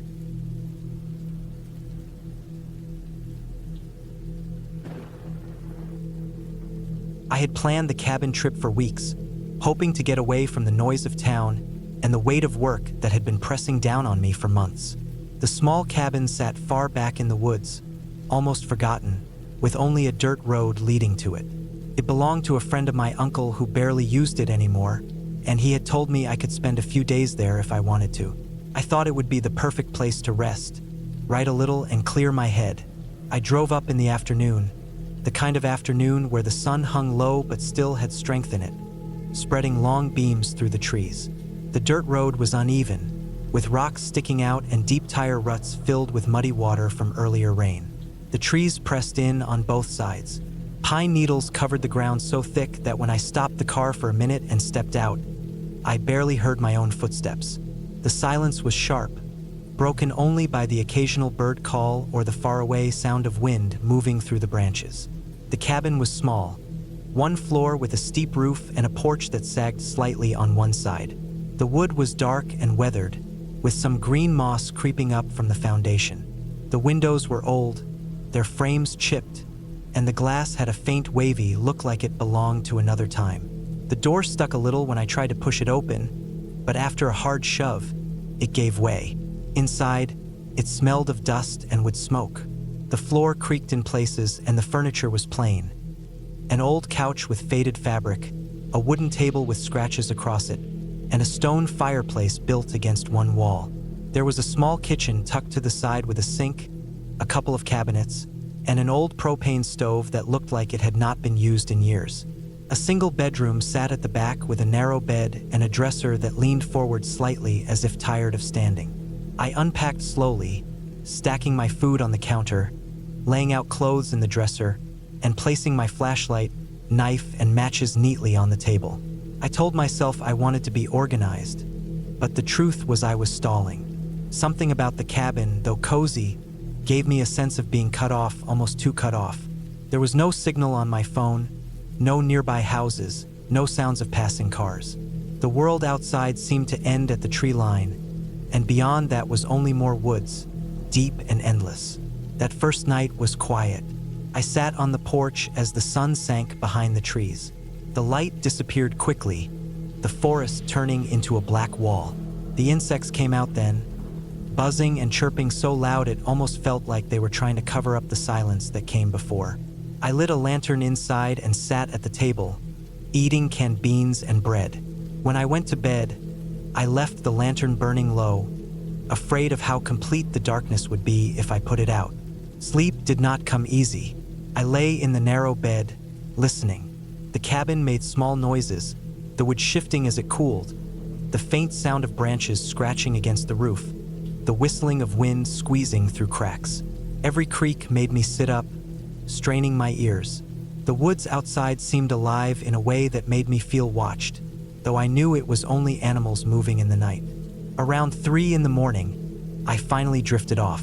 The next day, I tried to shake off the unease. I went for a walk through the woods, following the dirt road until it bent out of sight. The forest was thick, the trunks tall and close together, and every direction looked the same after only a few steps. I forced myself to turn back before I wandered too far, knowing how easy it would be to get lost. Back at the cabin, I chopped some firewood from a pile of old logs, stacking it neatly by the door. The simple work made me feel better, more in control. That evening, though, as I cooked a meal on the stove, I heard something. It was faint at first, almost like footsteps on dry leaves, coming from behind the cabin. I froze, listening. The sound stopped. I told myself it was a deer, maybe a raccoon, but my heart was already beating faster. I stepped outside with the lantern, holding it high, but saw nothing except trees and darkness. I went back in, locking the door this time, though I had not bothered the night before. I sat by the fireplace, watching the flames, but I could not shake the feeling that something was out there, close by. When I went to bed, I listened again for noises, and just as I was drifting off, I thought I heard a faint crunch of leaves outside the window. I held my breath, straining to catch another sound, but there was only silence. I finally fell asleep, though my dreams were restless and broken. The third day was when things began to change. The morning passed quietly enough, but around noon, while I was sitting on the porch, I noticed something odd near the edge of the trees. At first I thought it was just a fallen branch or a trick of the light, but as I stared, I realized it was a shape, a human shape, too far to make out clearly, but tall and still. I blinked, and when I looked again, it was gone. My stomach twisted. I tried to tell myself it had been nothing, just my eyes playing tricks, but I knew what I saw. I spent the rest of the day on edge, glancing out the windows, listening for sounds. Around dusk, I walked around the cabin, checking the ground. That was when I saw them, footprints in the soft earth by the back wall. They were clear, the shape of boots pressed deep into the soil. They were not mine. I had not walked there. My mouth went dry. I went back inside, bolting the door and dragging a chair against it. I sat by the window with my flashlight and knife on the table, listening, waiting. The woods grew darker. My nerves stretched tight with every creak and groan. Around midnight, I heard it again. The sound of steps moving slowly through the leaves, circling. I held my breath. The sound moved closer, then stopped. I sat frozen in the chair, barely daring to move. When the noise started again, it was on the porch. The boards creaked under weight. My heart pounded so loud I thought it might give me away. The doorknob rattled faintly. I gripped the knife so hard my hand hurt. The sound went on for what felt like forever, and then silence. I sat there until the first light of dawn came through the window. The next morning, I checked the porch. There were muddy prints across the boards. My body felt cold all over as I stared at them. Someone had been out there, watching, trying the door. The rest of that day, I moved like a machine, blocking the windows with furniture, checking every corner of the cabin, gathering what food I could into one bag in case I had to run. I thought about leaving right then, but the dirt road was long and rough, and my car was old. If it broke down out there, I would be stranded with no signal and no help. I told myself I would wait until morning, pack everything, and drive out as soon as the sun was up. That night was the longest of my life. I sat awake by the fireplace, every muscle tight. The woods outside were alive with faint sounds, but I focused on the cabin itself, waiting. Hours passed, the lantern burning low. Then, sometime after midnight, I heard it again. The slow steps. This time they came to the back window. I could hear the faint tap against the glass, like a fingernail. My throat closed. I gripped the knife, shaking. I wanted to shout, to scare whoever it was away, but I couldn't make a sound. The tapping stopped. Then I heard the porch boards groan. I held my breath, waiting for the knob to rattle again. But instead there was a heavy thump against the door, as if a shoulder had been slammed into it. The chair shifted slightly. I almost dropped the knife. The thump came again, harder this time. My chest felt like it might split open. Then, just as sudden, it stopped. The silence that followed was worse. I sat there, teeth clenched, eyes wide, staring at the door until the sun rose. When daylight finally came, I wasted no time. I packed my bag, shoved everything into the car, and started down the dirt road. My hands gripped the wheel so tight they ached. Every shadow in the trees felt like it was watching me. The road seemed longer than before, the ruts deeper, the car groaning as it climbed over them. When I finally reached the paved road, I felt my shoulders sag with relief. I did not stop until I reached town. Later that week, I returned the cabin key to my uncle's friend. He asked if I had enjoyed the stay. I only nodded and said it was quiet, which was true in a way.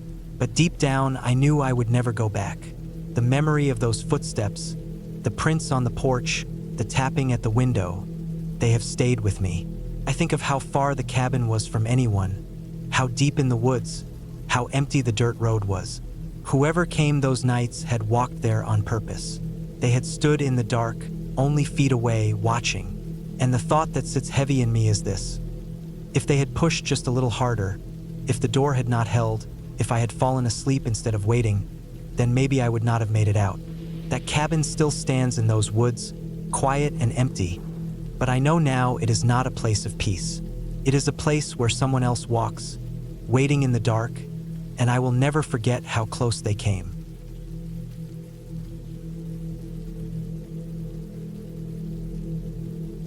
I drove up the mountain road with the windows down, the warm air blowing through the truck and carrying the sharp smell of pine. The road was narrow, cracked in places, and climbed higher with each turn. I had rented the cabin weeks before after finding it listed through a small local site. The pictures had shown it as old but solid, built of dark logs, standing alone on a clearing, surrounded by tall trees.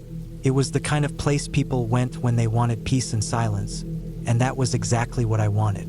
Work had drained me, and the noise of the city had built up in my head until I felt like I could not hear my own thoughts anymore. I wanted quiet. I wanted to be far away from people. The cabin seemed perfect for that. No neighbors, no phone service, no traffic. Just the woods and me. The gravel crunched under the tires when I finally pulled into the clearing. The cabin looked smaller in person than it had online, but it had the same sloped roof and wide porch. The boards looked weathered, and the paint on the shutters had faded. The place seemed untouched for years, though the listing had said hunters sometimes rented it during the season. I parked by the side and stepped out. The silence was heavy. I could hear the sound of wind moving through the trees and the faint call of some bird deeper in the forest, but nothing else. No cars, no voices, not even the distant hum of power lines. It was like the world had shut off. I carried my bags inside. The cabin had one big room with a small loft above it. The main space had a wood stove, a couch, a table, and a small kitchen area with an old fridge that ran off gas. The floor creaked under my boots, and the air smelled faintly of dust and wood smoke. The windows looked out at the clearing, and beyond them was a wall of pine trees that rose tall and close, shutting off the view in every direction. I unpacked slowly, taking my time. The stillness made me move quieter, as if I didn't want to break it.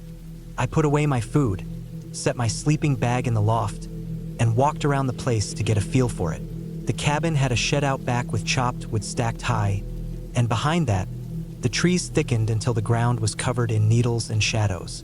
By late afternoon, I sat on the porch with a cup of coffee, watching the sun sink through the branches. The air grew cooler, and the shadows stretched across the clearing. I thought about how far away I was from everyone I knew. Nobody knew me out here. Nobody would drive by. The nearest town was an hour down the mountain, and my phone already showed no service. It felt both freeing and uneasy at the same time. When night came, it came quickly. The trees blocked most of the sky, and the darkness fell heavy. I lit a lantern inside and listened to the silence. It was almost too much silence. Every small creak of the wood or hiss of the lantern made me tense. I told myself it was normal, that I just needed to get used to being this far from everything. I slept in the loft, the small window cracked for air. I woke in the night to a noise. It was faint, so faint that at first I thought I had dreamed it. A kind of crunching sound, like steps on gravel. I lay still and listened. The sound came again, slow and irregular, moving across the clearing. My chest tightened. I tried to tell myself it was an animal. There were deer in these woods. There could be raccoons, maybe even a bear, but it did not sound like an animal. It stopped and started, as if someone walked, then paused, then walked again. I stayed frozen for a long time, listening. After a while, the noise faded, and the silence returned. I told myself it was nothing and forced myself back to sleep. The next morning, I stepped outside and checked the clearing. The gravel drive looked the same. The grass near the porch was bent in a few places, but I could not tell if it was from me or from something else. I looked toward the trees, but they stood still and empty. I went on with my day. I hiked a little way into the woods, cooked on the stove, and wrote in my journal. The quiet started to feel easier. I began to enjoy how far away I was. But that night I woke again. The sound came back. This time it was closer, crunching on gravel, then a pause. I heard it move toward the porch. My heart pounded so hard I could hear it in my ears. I wanted to look out the window, but I was afraid of what I might see. The sound stopped just below me, at the edge of the porch. I held my breath, waiting. Then, nothing. No more steps, no more movement. I stayed awake until dawn, my body stiff with fear. When the sun finally rose, I climbed down and checked again. The porch boards had faint marks on them, small scuffs, like something hard had pressed into the wood. They did not look like animal tracks. They looked more like the bottom of shoes. I felt a chill run through me. Someone had been here. Someone had walked up to the cabin in the middle of the night and stood there. I tried to think of reasons. Maybe it was hunters passing through. Maybe someone from town checking on the place. But I could not explain why they came at night, why they stood on the porch without knocking, without saying anything. I thought about leaving, but it was still early in the trip, and I told myself I was being paranoid. I decided I would stay, but I would keep watch. That night, I stayed awake with the lantern off, sitting in the dark loft, staring out the window. The woods were black, and the clearing was only a faint gray shape under the moon. I waited, every nerve in my body tight, and then I heard it again. Slow steps crunching on the gravel. This time I did not freeze. I forced myself to crawl to the window and look out. First I saw nothing, just the trees and the faint shape of my truck. Then I saw a darker shape move along the edge of the clearing. Tall, human. It walked slowly, as if trying not to make noise. It circled halfway around the cabin, then stopped near the shed. I ducked down, shaking, my breath shallow. Whoever it was, they were not lost. They were not just passing through. They were watching. I stayed hidden until the sound faded again. By morning, the clearing looked the same. No tracks I could make out, no sign of anyone. But I knew what I had seen. The days after that blurred together in a haze of fear. Every night, the figure came back. Sometimes I only heard it. Sometimes I saw it at the edge of the trees. Once, I thought I saw it crouched low in the grass near the driveway, just sitting there for what felt like an hour. I hardly slept. I started to lock the shutters and wedge a chair under the door handle at night. I carried a hatchet with me even inside the cabin. My mind kept racing through possibilities. Maybe someone lived in these woods and did not want me here. Maybe they were waiting for me to let my guard down. The food I had brought began to run low because I was too scared to leave the clearing for long. The silence of the place, which had felt peaceful at first, now pressed down on me like a weight. I realized nobody would hear me if I screamed. Nobody would come if something happened. On the 6th night, I could not take it anymore. I decided I would leave in the morning, drive back down the mountain, and never return. I packed my things before it was even light. My hands shook as I shoved clothes into my bag. When I stepped out to load the truck, I froze.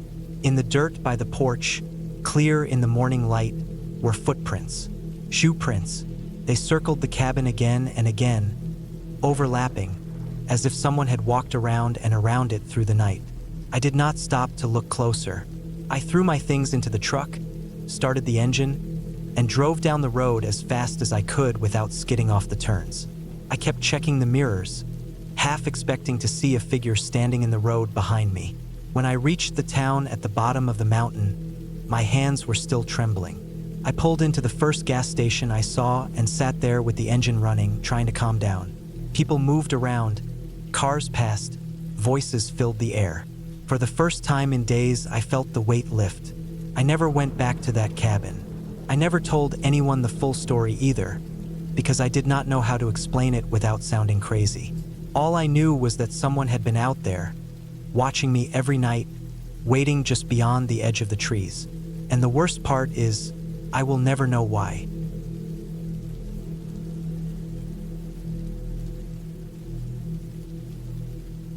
I decided to spend a few days in a small cabin that I had rented through a listing online. I wanted to be away from the noise of the city and give myself some time alone. The cabin was not very big, just a one-room wooden structure with a small porch, but it sat deep in the woods, far from the nearest paved road. The listing had promised peace, quiet, and no distractions, and that was exactly what I thought I wanted at the time. The drive to the place took me nearly 4 hours. At first, the roads were wide and smooth, with cars passing by now and then, but the further I went, the emptier they got. Eventually, I turned onto a dirt road that stretched deep into the forest. My car bounced and rattled on the uneven ground, and branches scraped the sides of the vehicle. I didn't see another car for miles. The forest around me grew denser, darker, and the trees leaned over the road in a way that felt like a tunnel. By the time I reached the cabin, I was already aware of how far I had gone from anything familiar. The cabin itself looked simple. It had weathered wooden boards, a slanted roof, and a chimney. The porch was covered in leaves, and the steps creaked when I walked on them. Inside, the cabin smelled faintly of damp wood, like it had been closed up for a while. There was a small kitchen space, a wood stove, a table, and a bed with a plain mattress. The bathroom was nothing more than a separate closet-sized room with a toilet and a sink. It wasn't luxurious, but I had expected that. There was no phone signal, which I had known before I came. I figured I would use the cabin's little radio for news if I needed it, but otherwise, I was completely cut off. That was supposed to be part of the charm. The first night was uneventful. I unpacked, cooked some simple food on the stove, and sat outside on the porch as the sun went down. The forest grew very quiet at night, with only the occasional sound of an animal moving in the distance. When I went to bed, I lay in the silence for a long time, thinking about how different it was from my usual nights in the city where I could always hear cars, people, or some sort of background noise. Out here, there was nothing but stillness. The next morning, I woke up early and walked around the area near the cabin. There was a narrow path leading further into the woods, but I didn't go too far. I just looked around, took some photos with my camera, and then went back to make breakfast. The day passed slowly. I read a little, wrote some notes in my journal, and dozed on the bed in the afternoon. By evening, I began to feel restless. The silence that had felt refreshing in the morning now seemed heavier. That night, as I was lying in bed, I thought I heard something outside. It was faint, like footsteps on dry leaves. I held my breath and listened. For a moment, I convinced myself it was just an animal. After all, there had to be deer, raccoons, or other wildlife out here. But the sound had a steady rhythm, like someone walking. I sat up in bed, staring at the dark outline of the window. I could see nothing outside, only the faint glow of moonlight between the trees. The sound stopped after a while, and I eventually fell asleep. The next morning, I tried not to think much about it. I told myself it was part of being out in the woods alone. I spent the day trying to relax, but a small part of me couldn't shake the memory of those footsteps. I noticed myself glancing toward the trees more often. That evening, I decided to sit inside instead of on the porch. As the sky darkened, I locked the door and pulled the curtains over the windows. I cooked a meal and sat at the table, eating slowly. I left the small oil lamp burning, since the cabin didn't have proper electricity, only a little battery-powered light and the lamp. The flame flickered and threw shadows on the wooden walls. Later that night, as I was preparing to go to bed, I heard the sound again. This time it was closer. It wasn't faint and it wasn't irregular. It was the sound of footsteps circling the cabin. I froze where I stood. My first thought was that someone must have followed me here, but that didn't make sense. No one even knew exactly where I was, except the person I rented from, and I had no reason to think they would be out here. The footsteps moved slowly around the cabin. I could hear them crunching on the leaves and snapping small twigs. I stayed perfectly still, afraid to even breathe too loudly. The sound stopped right outside the window, and I stared at the curtain, half expecting to see it move.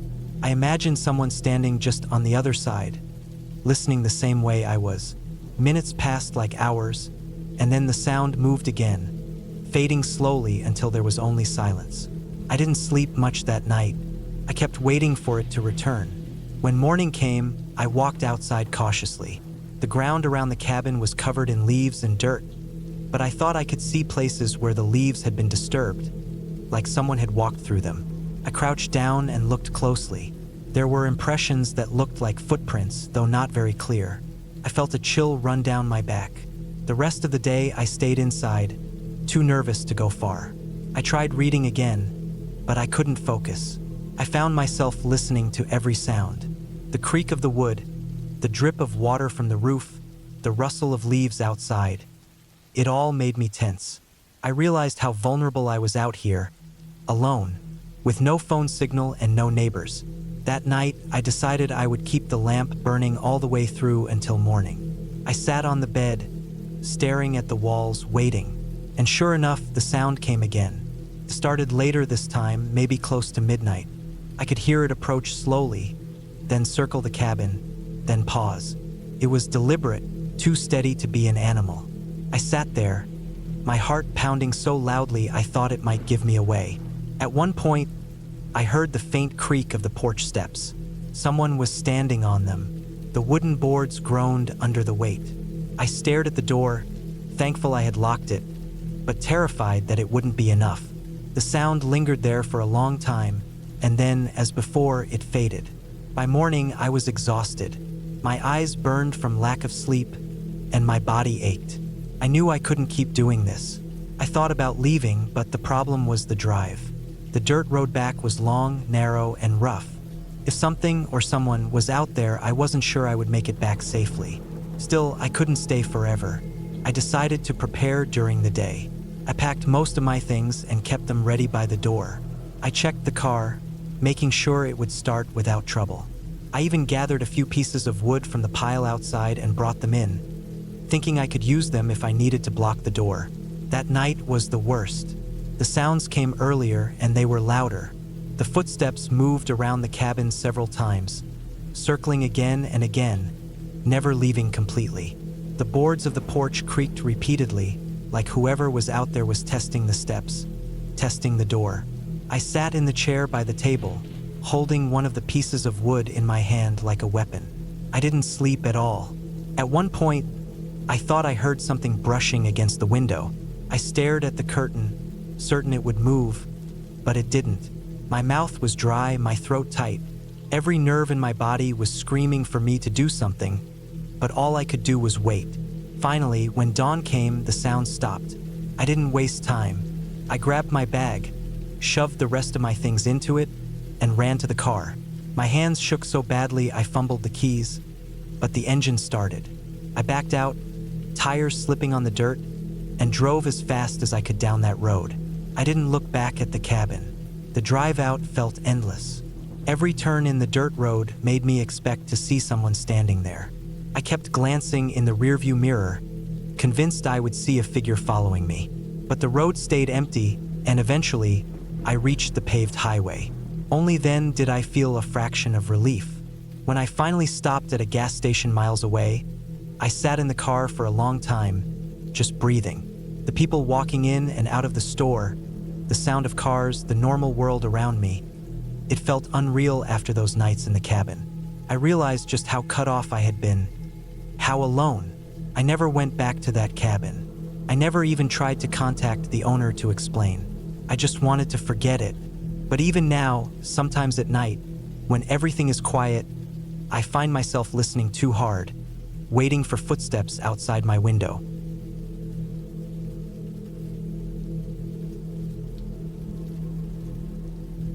I remember the day I decided to stay at that cabin like it was yesterday.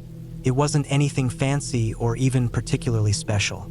It was just an old wooden place sitting deep in the hills, far away from the main road, far enough that you wouldn't see another person unless you went looking for them. I wanted quiet, and I thought I was ready for isolation. I had been feeling burnt out, tired of the constant noise of the city, tired of seeing people every time I turned my head. I wanted silence and space. That cabin seemed like the right place. It sat on the edge of a clearing, surrounded by thick pine trees that seemed to stretch endlessly. The air smelled sharp, like sap and damp earth. The ground was uneven, with patches of grass and dirt, and the path that led to the cabin wasn't paved. It was nothing more than a narrow trail of pressed-down dirt from years of footsteps, though it looked like no one had walked it in a long time. When I arrived, the sun was just dipping, throwing long shadows across the trees, making them feel taller than they already were. The cabin itself was small. It had one main room, a bathroom, and a small kitchen area. The wood on the outside was gray from weather, the roof sloped and uneven. Inside, the floor creaked under my weight. The windows were old and cloudy. It was not comfortable in the way a modern house is, but I didn't mind. I thought I wanted rough living. I thought the discomfort would feel refreshing. The first night was quiet. Too quiet, in fact. I wasn't used to the kind of silence where you could hear your own breathing clearly. In the city, there was always some kind of hum, even at night. A car passing, someone's music, footsteps in the hall. Out there in the cabin, all I could hear was the occasional gust of wind against the trees and the distant groaning of wood as the cabin settled. At first, I felt peace, but as the night dragged on, I realized it made me restless. I found myself listening for things, waiting for noises that didn't come. The next morning, I walked the land around the cabin. The forest was thick. The trees grew so close together in some places that barely any light reached the ground. There was a stream about a quarter-mile away, the water cold and moving fast over rocks. The clearing around the cabin was small, maybe 40 feet of grass and dirt before the tree line. It felt like the forest was pressing in on me, surrounding me on all sides. I stayed busy during the day, bringing in firewood, checking the kitchen supplies, walking the area to make sure I knew my boundaries. But by night, when the light disappeared, things started to feel different. The shadows were heavy, and the trees seemed alive in a way that I couldn't explain. I told myself it was just my mind adjusting to being alone in a place so cut off, but something about the nights there made me uneasy. On the third night, I woke up to a sound outside. At first, I thought it was just the wind, but then I heard footsteps. Slow, uneven steps moving through the grass just outside the cabin. I lay still in bed, staring at the dark ceiling, listening. The steps circled part of the cabin, paused, then moved again. My heart was pounding so hard I thought whoever was out there could hear it. I didn't move, didn't breathe loudly, just waited. Eventually, the steps faded away into the woods, and I was left in silence again. I didn't sleep much after that. In the morning, I went outside to look. The grass in the clearing was bent in places, showing where someone or something had walked. The prints weren't clear enough to see shoes or boots, but I could tell it wasn't an animal. The stride was too long and steady. That discovery made my stomach turn. Someone had been there. Someone had walked around my cabin in the middle of the night. I thought about leaving, but I convinced myself it might have been a hiker who wandered close by accident. I told myself they probably didn't mean anything by it. Still, I started keeping the door locked at night and checking the windows before bed. For a few days, nothing happened. I spent my time chopping wood, reading, writing in a notebook, and walking the same small trails near the stream. But I couldn't shake the feeling of being watched. Every time I stepped outside, I felt like eyes were on me. Sometimes I thought I saw movement between the trees, just quick enough to catch the corner of my vision. But when I looked straight, there was nothing there. Then one evening, while the sun was setting and the woods were turning darker, I saw something that froze me where I stood. At the edge of the clearing, just between the trees, I saw a figure. A person standing still, half hidden by the shadows of the forest. They weren't moving, just standing and watching. I couldn't make out their face or clothes clearly, but I knew it wasn't a trick of the light. Someone was there. I backed slowly into the cabin, locked the door, and waited. I kept staring through the window, but when I looked back, the figure was gone. That night, I hardly slept. Every noise made me jump. At one point, I swore I heard breathing just outside the window, faint but there. I sat up in bed and gripped the small hatchet I had brought for chopping wood, holding it tight until my arms hurt. The next morning, I thought maybe I had imagined it, but when I walked to the edge of the clearing, I saw footprints in the dirt leading right up to the tree line. They were shoe prints, not boots, not hiking shoes. Regular shoes worn down at the heel. That meant someone was out there watching me. The fear grew heavier each day. I couldn't relax, couldn't enjoy anything. I stopped going far from the cabin. I stayed close to the door, always ready to run back inside. At night, I barely slept, always waking at the slightest noise. One night, the worst happened. I woke up to the sound of the doorknob rattling. Someone was trying to open the cabin door. I sat up, my chest tight, listening. The knob shook again, harder this time, then stopped. My breathing was shallow, my throat dry. I gripped the hatchet again, my hands slick with sweat. For what felt like hours, I sat there in silence, waiting for the door to break or the window to shatter. But nothing happened. The cabin stayed quiet. Eventually, I must have dozed off from exhaustion, because the next thing I knew, the sun was coming up. When I went outside, I found fresh footprints in the dirt leading right up to the cabin door. Whoever it was had tried to get in, then left before daylight. I knew then that I couldn't stay. This wasn't just some random person wandering the woods. Whoever it was, they were watching me, waiting for the right moment. I packed what I could in my bag, grabbed the hatchet, and left the cabin that morning. I didn't bother cleaning up or closing things properly. I just needed to get out. The trail back felt longer than before. Every noise in the forest made me spin around, expecting to see someone following me. At one point, I swear I heard footsteps behind me, but when I stopped to listen, the woods went dead quiet. By the time I made it to my car, I was shaking. My hands fumbled with the keys, but I got inside and locked the doors fast. I didn't look back at the trail. I started the engine and drove away as quickly as the rough road allowed. Even now, when I think about it, I feel my chest tighten. I never saw the person's face, never found out who they were or what they wanted. But I know for certain they were out there, watching me, walking around my cabin in the night, trying the door when they thought I was asleep. I know if I had stayed longer, they might have eventually made it inside.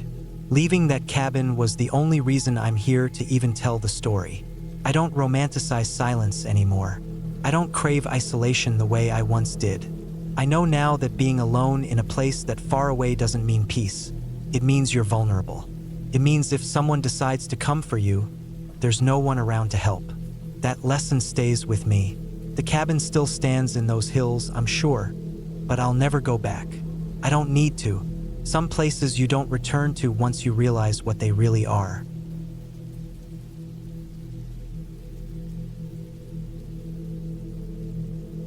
I had been planning to spend a week alone in the mountains for months. The idea of being away from noise, work, and people sounded like the only thing that could clear my head. I found a small cabin for rent online.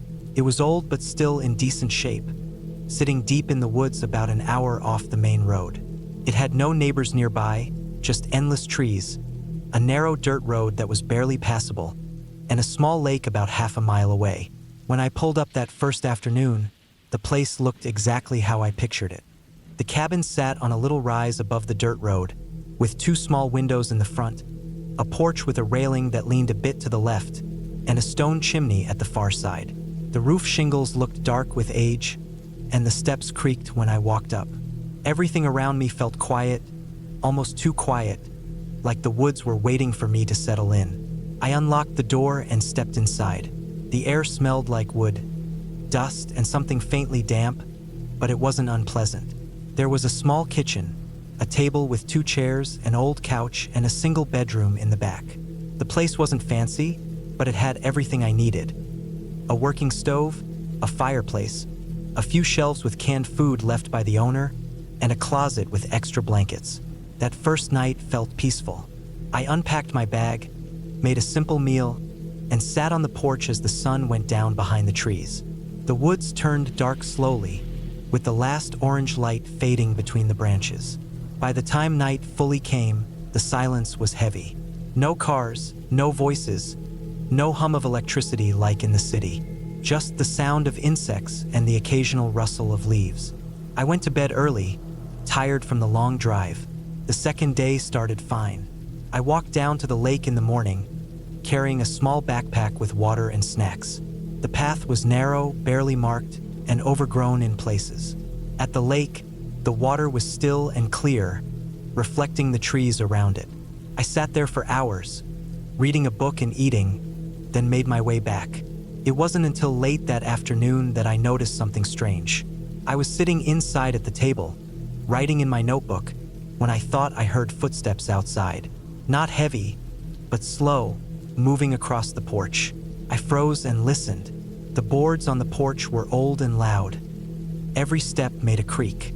After a few seconds, I heard one more creak, then silence. I got up and went to the window, pulling the curtain back just a little. The porch was empty. The dirt road in front of the cabin was empty. The woods beyond were still. I told myself it must have been an animal, maybe a deer stepping on the wood. But the thought stuck with me longer than I wanted to admit. That night, I locked the door and checked the windows twice. The following morning, I woke up early to the sound of a woodpecker.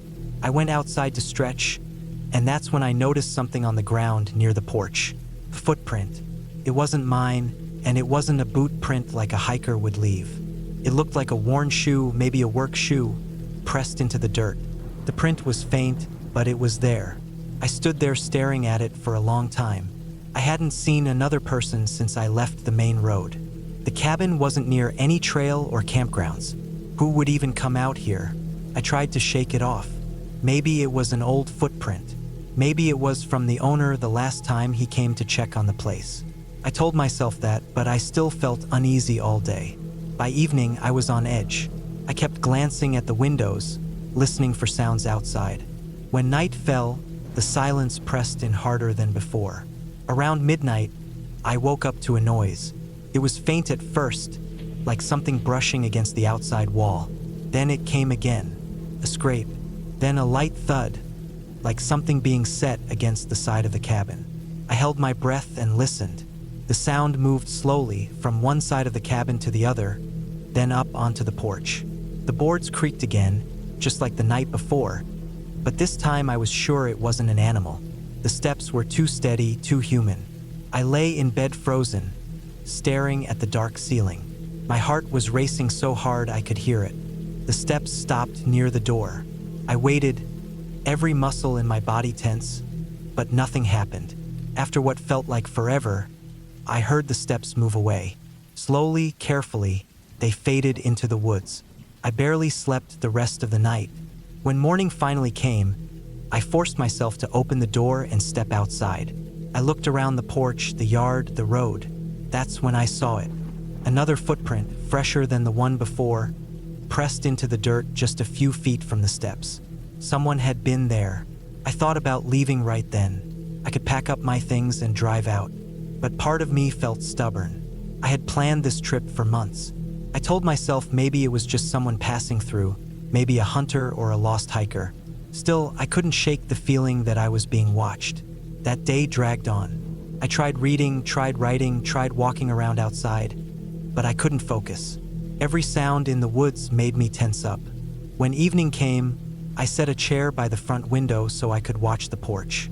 I left the lights off inside, sitting in the dark with only the faint glow of the moon through the trees. Hours passed with nothing, just the quiet woods, the occasional crack of a branch in the distance. I was starting to think maybe I had scared myself for nothing. Then, just past midnight, I saw movement. A figure stepped out of the trees, slow and careful. At first, I thought it was just a shadow, but then it moved closer. A man, tall, thin, wearing dark clothes. He walked straight toward the cabin, stopping at the edge of the porch. I held my breath, sitting completely still in the chair. The man didn't move for a long time. He just stood there, staring at the door. Then he stepped onto the porch, the wood creaking under his weight. He moved to the window, the same one I was sitting near, and pressed his face close to the glass. I froze, my body rigid, heart pounding so hard it hurt. His face was inches away from mine, only the thin pane of glass between us. His features were hard to make out in the moonlight, but I could see pale skin, dark eyes, and a rough beard. He stared inside for what felt like forever. Then, slowly, he moved away from the window. He walked along the porch, down the steps, and back into the woods. I sat there the rest of the night, unable to move. The next morning, I packed my things. I didn't care about the rest of the week. I just wanted to get out. As I loaded my bag into the car, I felt the woods around me watching. I got in, started the engine, and drove down the dirt road without looking back. When I reached the main road, I finally let out a breath I didn't realize I'd been holding. I thought I was safe, thought it was over. But as I glanced in the rearview mirror, I saw something that froze me in place. A figure was standing at the edge of the trees, right where the dirt road met the highway. The same tall, thin man. He stood completely still, watching me drive away. I pressed the gas and didn't stop until I was miles down the road.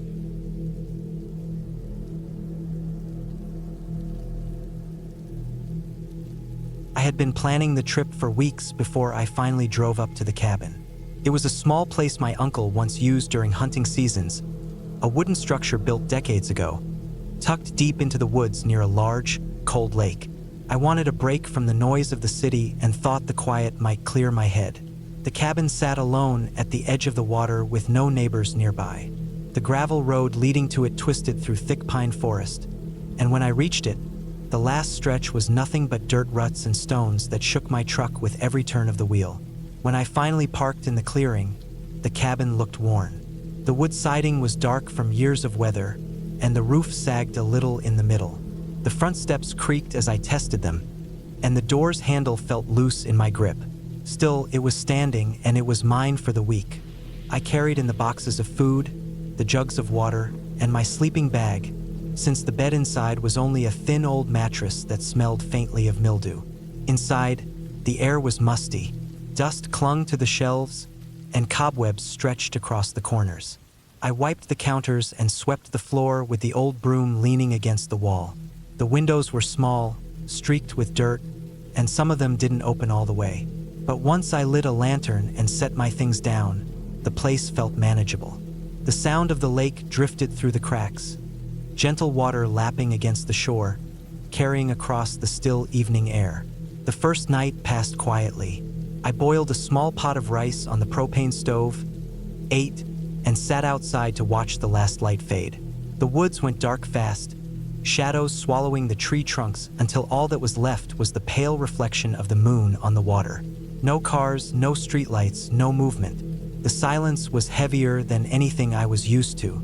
I went to bed early, listening to the occasional creak of the wooden walls as the temperature dropped. The next morning, I walked the shoreline. The lake was bigger than I had imagined, stretching far in both directions, with tree-covered hills rolling away behind it. The water was cold when I touched it, and a thin layer of mist hovered over the surface.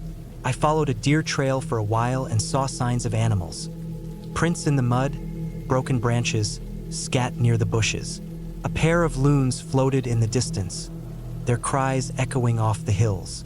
Back at the cabin, I chopped some wood and stacked it near the wall. I made lunch and spent the afternoon reading. It was calm, and I felt like I had made the right choice in coming here.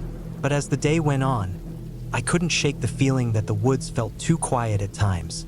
No wind, no birds, just a kind of stillness that pressed in on me. That night, I heard the first sound that made me uneasy. I had just lain down when I noticed it. A steady crunch of leaves outside, as if someone or something was walking slowly through the woods behind the cabin. I froze in my bed, straining to listen. The steps weren't rushed, not like an animal darting through.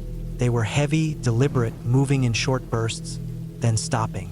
After a minute, the sound faded, and the woods went silent again. I told myself it was probably a deer or maybe even a bear. Animals moved at night, and the forest amplified small noises. Still, I kept thinking about how steady the steps had sounded, almost like a person. The following morning, I walked the ground behind the cabin. The soil was soft in places, but I didn't see clear tracks, just scattered leaves and pine needles. The unease stayed with me though, and I found myself looking over my shoulder more often. The days settled into a rhythm. Cook, walk, read, chop wood, watch the water. But every night I heard something. Sometimes it was the same slow crunching in the woods. Other times it was closer, like faint scraping against the cabin wall, or a twig snapping just beyond the window.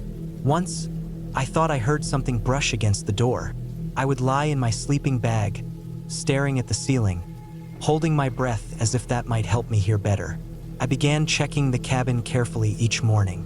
The door always looked untouched, the windows closed. But on the third morning, I found something that unsettled me more. Near the edge of the clearing, just before the trees thickened, there was a pile of rocks stacked in a neat little tower about 2 feet high. I hadn't noticed it before, and it didn't look natural. Someone had taken the time to place the stones carefully on top of one another. I kicked it over, trying not to think too much about it, and went on with my day. But the thought nagged at me. If there really was someone else out here, what were they doing this close to my cabin? The nights grew harder. Sleep came only in short bursts. I kept the lantern burning longer, but the fuel was limited, and I didn't want to run out. One night, I woke to the distinct sound of water being disturbed. I crept to the window and peered out. The moonlight reflected on the surface of the lake, and for a second, I thought I saw ripples moving outward, as if someone had just stepped into the water. I stayed there, waiting, but nothing else moved. By the 5th day, I felt worn. My eyes were heavy from lack of sleep, and I couldn't shake the sense of being watched. I forced myself to go on a longer hike, thinking maybe exercise would clear my head. Deep in the woods, I found another stack of rocks, this one taller, built against a fallen tree. The stones were flat, balanced almost too carefully. I didn't touch it this time. I just stared at it, my stomach tightening, and then turned back. That night, I set a chair against the door handle before lying down. I held my hatchet close. Around midnight, I heard the footsteps again. Closer this time, circling the cabin slowly. The crunch of leaves moved from one side to the other, pausing, then continuing. My pulse hammered in my ears. The steps stopped near the door, and the floor seemed to shift beneath me as I held my breath. Then, after a long silence, they moved away into the woods. When daylight came, I forced myself outside. I scanned the ground carefully. Near the door, I finally saw what I had missed before. Prints. They weren't animal tracks. They were boot prints pressed deep into the soft earth. Someone had been walking around the cabin at night. Panic set in. The nearest town was miles away, and I had no phone service this far out. I thought about leaving, but the truck was low on fuel, and the only station I had passed was closed when I arrived. I decided to wait until morning, when I could pack quickly and leave in the daylight. That last night was the longest of my life. I sat awake in the dark, lantern off to save fuel, staring at the windows. Every small creak of the wood made me jump. Around 2 in the morning, I heard the footsteps again, slow and steady, circling. Then came the sound of something brushing against the wall, dragging lightly. My chest tightened as I gripped the hatchet, not sure if I should shout, run, or stay still. Suddenly, the door handle rattled, shook once, then again harder. The chair pressed against it trembled. I held my breath, heart racing, waiting for it to burst open. But after several long seconds, the rattling stopped. The footsteps moved away, fading into the woods. I sat frozen until the first light of dawn. As soon as I could see the pale outline of the trees, I grabbed my bags, shoved everything into the truck, and started the engine. I didn't even look back at the cabin. I drove fast, the dirt road jarring the wheels until I reached the gravel, then the main road. Only when I saw the empty highway stretching ahead did I finally breathe again. When I stopped at the first open gas station miles later, I got out and filled the tank, still shaking. I glanced at the truck bed and saw something that made my stomach drop.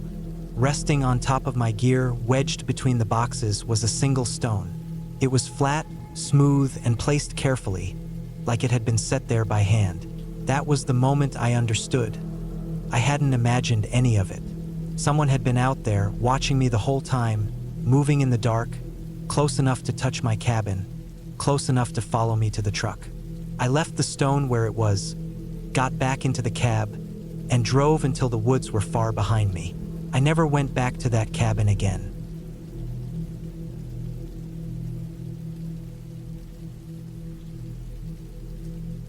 I had decided to spend a week alone in the mountains, away from the noise and routines of normal life.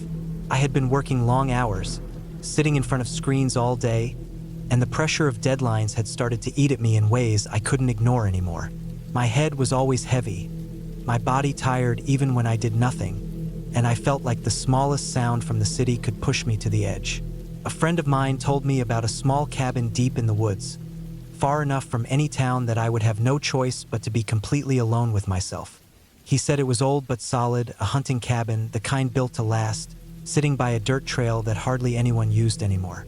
When I saw pictures of it, I thought it looked quiet and simple, exactly the kind of place I needed. The drive up to the cabin was long. The paved road ended far earlier than I expected, and the dirt road leading deeper into the trees was rough, filled with rocks and ruts that made my old truck shake like it was falling apart. The deeper I went, the more the trees closed in. The sun was high, but much of the road was dark because of the thick canopy overhead. I had to keep both hands tight on the wheel just to keep from hitting the deep dips.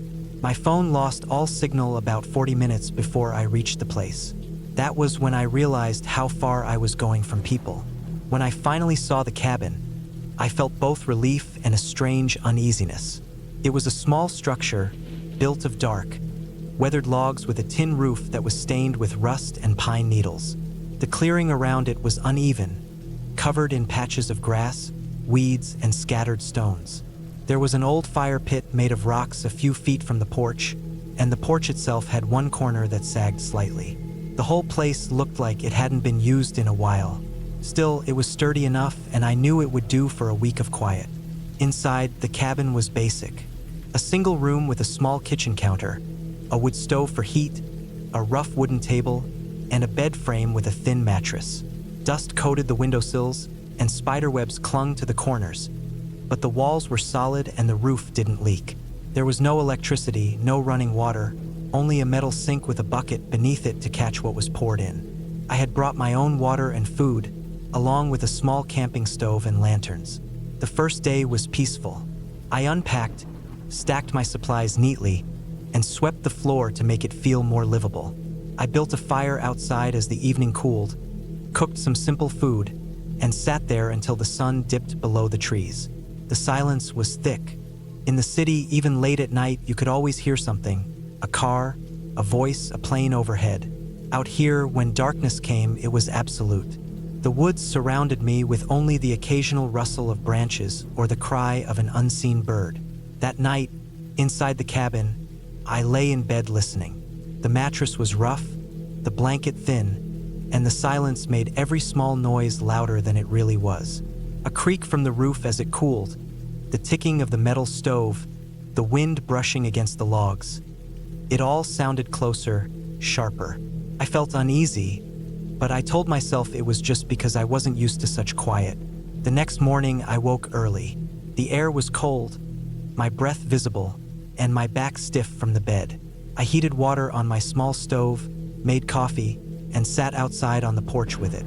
The trees were heavy with fog, and the whole forest felt like it was still asleep.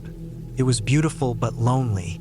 I thought about how I had 6 more days of this, and part of me already missed the noise of people. Later, I decided to walk the dirt road back the way I came, just to get a sense of how far the cabin really was from anything. I walked for over an hour and didn't see a single car or person. Just endless trees, the road winding through them, narrowing and dipping into shadows. It became clear that if anything happened out here, I would be completely on my own. The thought lingered in my head longer than I wanted it to. That night, as I was trying to fall asleep, I heard something outside. It was faint at first, like a shuffle of leaves, then a dull thud, as if something heavy had moved near the fire pit. My chest tightened as I lay there listening. I told myself it was an animal, maybe a deer or a raccoon. But then I heard it again, closer, almost at the edge of the porch. The cabin had no curtains, and I didn't want to look out into the dark. I stayed completely still, not even breathing loudly. After a while, the noise stopped. I must have eventually fallen asleep, though it was restless, broken sleep. The following day, I tried to shake it off. I told myself I was just not used to the woods, and every small sound would feel bigger than it really was. I kept myself busy by chopping some of the firewood stacked by the porch. The axe was dull, but it gave me something to do, something that made me feel productive and less like I was just waiting for time to pass. By the time I finished, my arms were sore and my shirt was soaked with sweat despite the cold. That night, I heard noises again. This time, it was more distinct. Footsteps. Slow, careful footsteps moving around the clearing. My heart thumped so hard I could feel it in my neck. I stayed on the bed, frozen, staring at the ceiling. I could picture someone or something moving just outside the walls, At one point, I heard the wooden porch creak. That meant wait, not a raccoon, not a deer, something heavy enough to make the boards bend. I stayed awake the whole night, too scared to move, listening until the sounds faded with the coming dawn. When the first light seeped through the windows, I finally allowed myself to breathe normally. I went outside to check, half expecting to see footprints.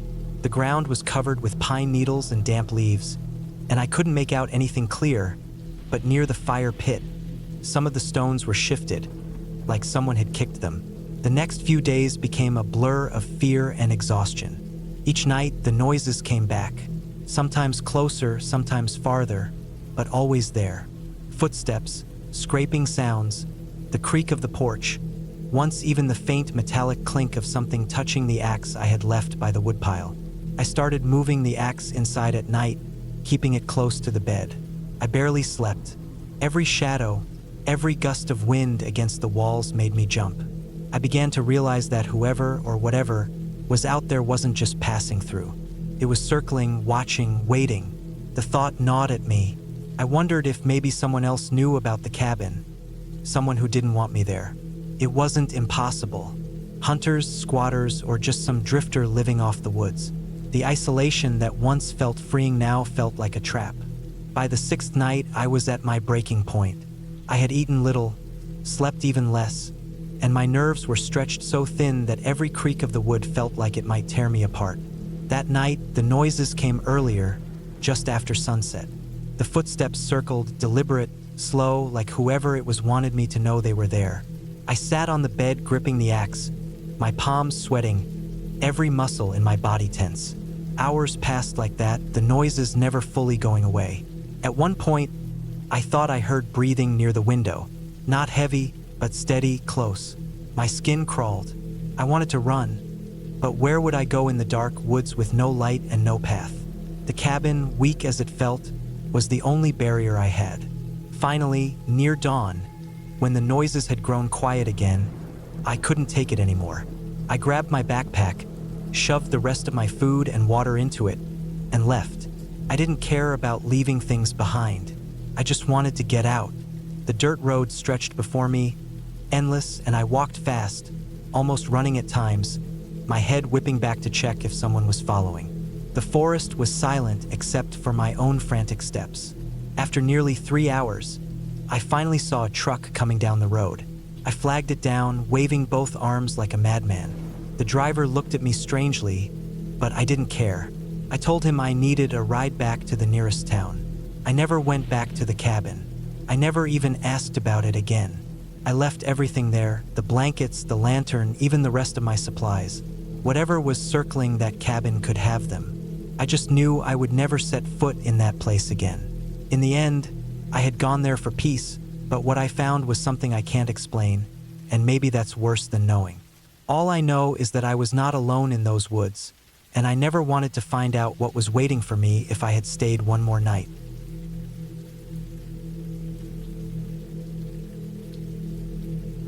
I had been looking forward to spending a few quiet days at the cabin. It was an old wooden place that sat alone near the edge of a small lake, surrounded by thick trees and rough trails that stretched for miles.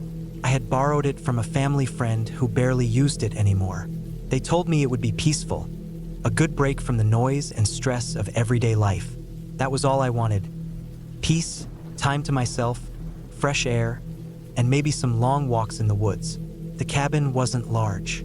It had one small bedroom, a main room with a couch and a fireplace, and a kitchen with old cupboards that smelled faintly of pine. Everything about it felt aged but steady. The wood creaked under my boots when I walked across the floor, and the windows rattled slightly whenever the wind picked up outside. I arrived late in the afternoon with a few bags of food, some clothes, and a couple of books. I didn't bring much because I wasn't planning to do much.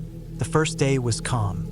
I set my things down, checked the cupboards, and carried in firewood from the small pile stacked under the overhang out back.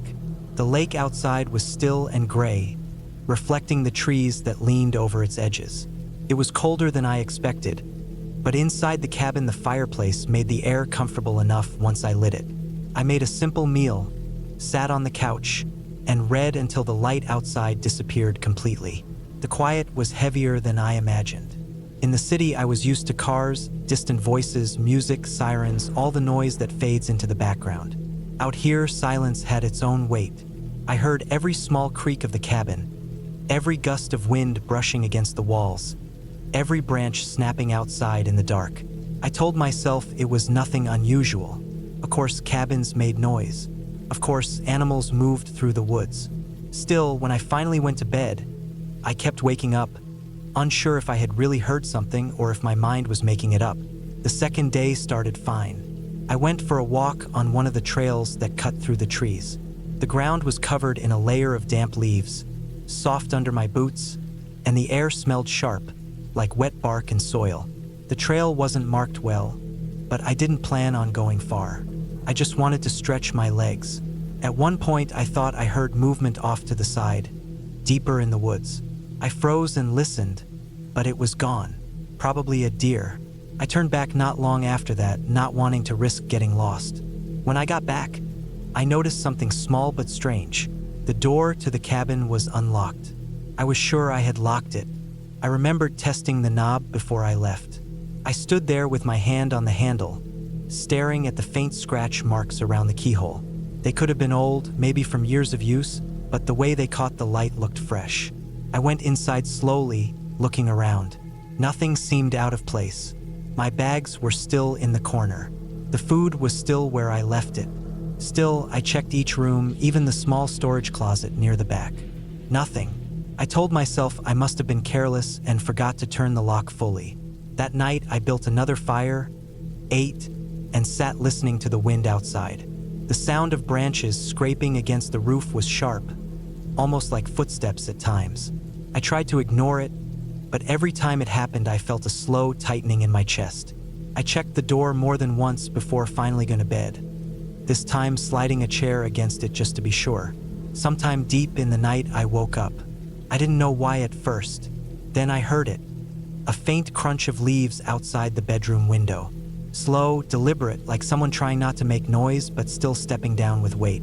My heart slammed in my chest. I lay perfectly still, listening. Another crunch, then another. The steps moved around the side of the cabin. I wanted to believe it was an animal, but I had heard enough deer and raccoons in my life to know the difference. This was heavier, human. I didn't move until the sound faded. I stayed awake for hours, listening to the silence press down on the cabin again. Eventually, exhaustion pulled me under, but the sleep was thin, restless, full of half-dreams where I kept seeing a shadow standing at the window. The next morning, I tried to convince myself it was all in my head. Maybe I dreamed the sounds. Maybe it had been a bear or something else. I went outside, circling the cabin slowly.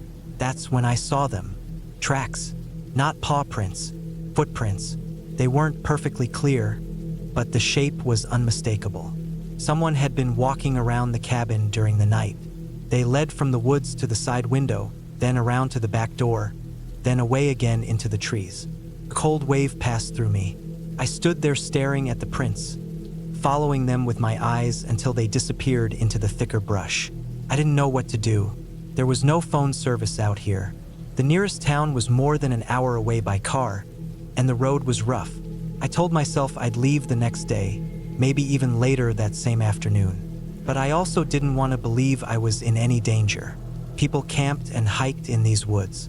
Maybe someone had just been curious. Maybe they were passing through. I spent most of that day on edge. Every sound made me look up. I kept checking the windows. When the light started to fade, I piled more wood into the fireplace, though I wondered if the smoke would draw attention. I ate quickly, double-checked the locks, and kept the chair braced against the door. Night fell heavy. I tried to read, but I couldn't focus on the words. The cabin felt too quiet, too isolated. When I finally lay down, my ears were wide open, searching the dark for every sound. Came again, the crunch of leaves. Closer this time. My chest tightened and sweat prickled across my skin. The steps moved slowly, circling the cabin. I held my breath when they paused near the back door.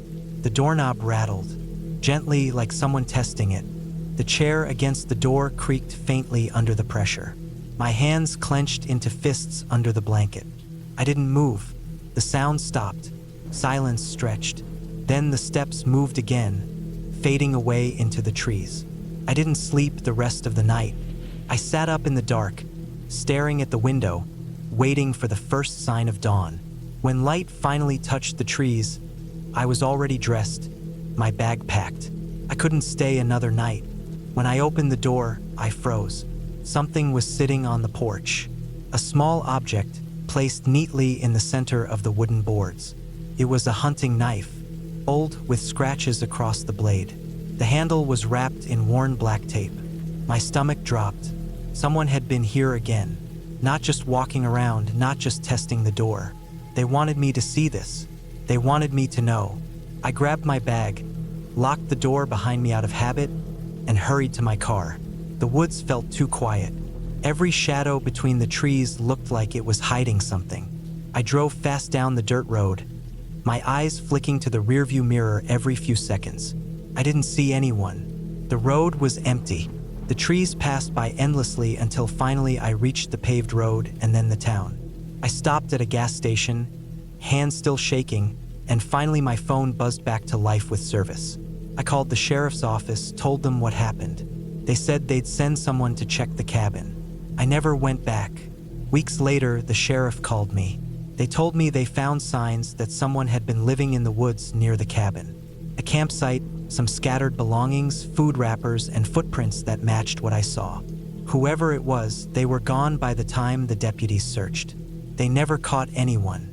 The cabin owner asked if I wanted to use the place again sometime. I told them no. Even now, I sometimes wake in the middle of the night, convinced I hear slow footsteps circling outside my own home, testing the doors, waiting.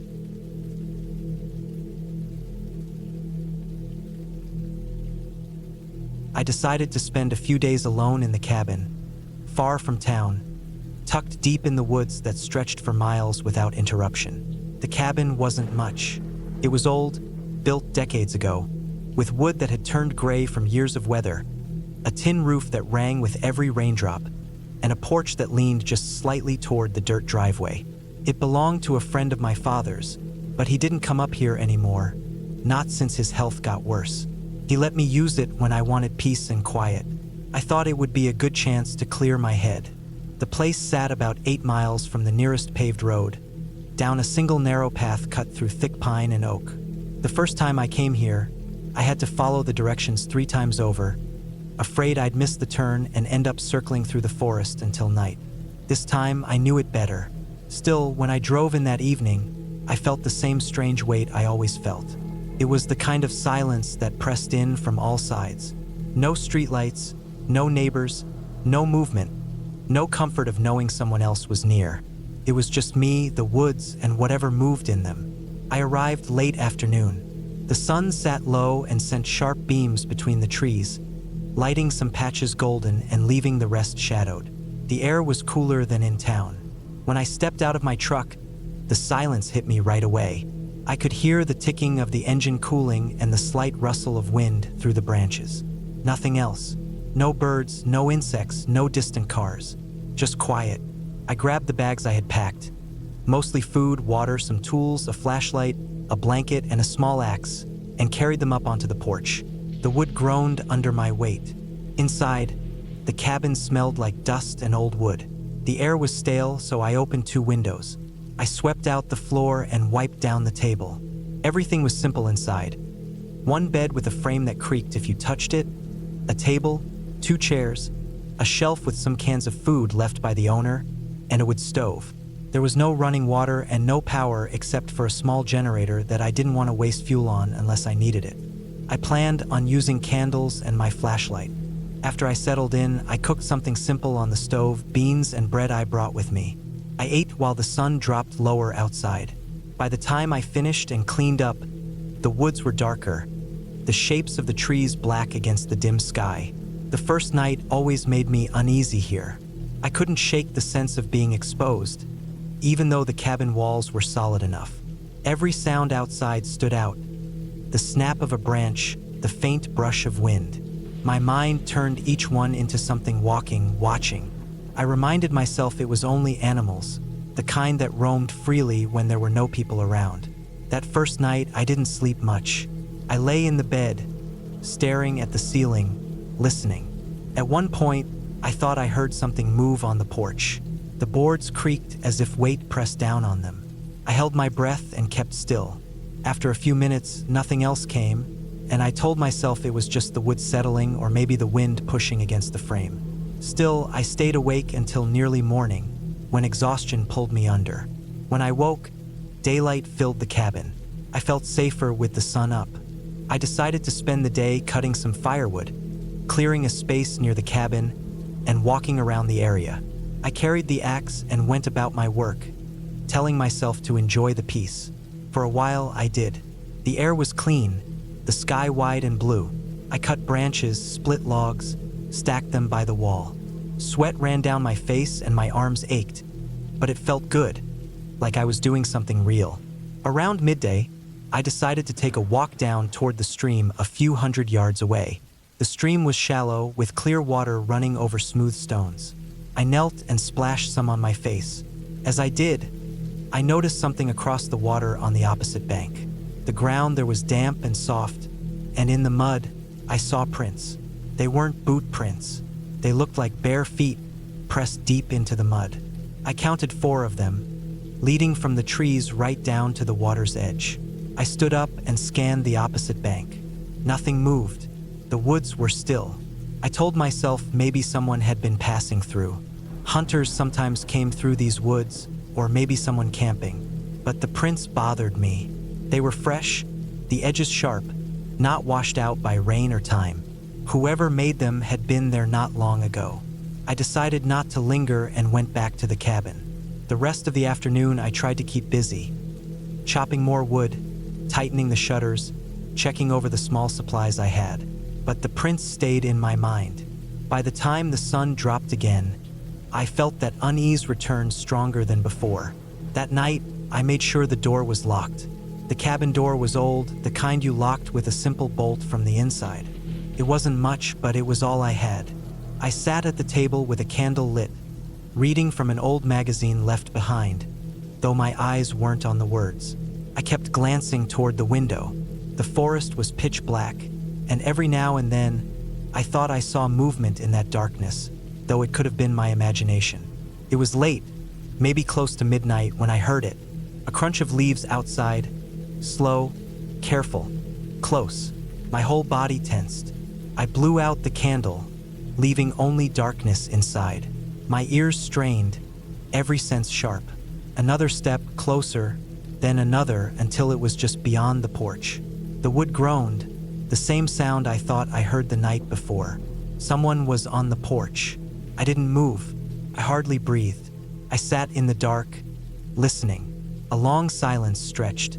Then, very faint, I heard the knob of the door shift, as if someone was trying it, gently, testing it. The bolt held. The knob rattled again, harder this time, then stopped. For a long moment, nothing. Then the porch creaked once more, the weight shifting. Another step, then silence again. I stayed frozen for hours, waiting, listening. Eventually, exhaustion forced my eyes closed. In the morning, when light filled the cabin, I checked the porch. The dirt at the bottom of the steps showed a footprint, bare, pressed into the soil, larger than mine. Whoever had been there wasn't wearing shoes. My stomach sank. I walked the area, scanning the ground, the trees. More prints trailed away from the porch, leading back into the forest. I followed them a little way, maybe 50 yards, until the undergrowth swallowed them. Whoever it was, they had been close, watching, moving through the trees around me. The rest of that day, I couldn't focus. Every sound in the woods kept me on edge. I thought about leaving, but part of me told myself I was being foolish, that it was probably some drifter, someone passing through who had already moved on. Still, the fear sat heavy. I carried the axe everywhere, even inside the cabin. That night, I stayed awake, gripping the axe, the candle burning low. Around the same time, I heard it again. Steps, slower this time, circling. A faint tap on the wall, then nothing. Hours passed before I dared to close my eyes. The third day, I knew I couldn't stay much longer. I planned to pack up and leave the following morning. I kept busy to keep my mind from running wild, but my nerves were frayed.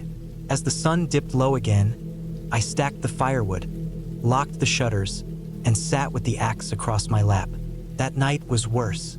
The noises began earlier, before midnight.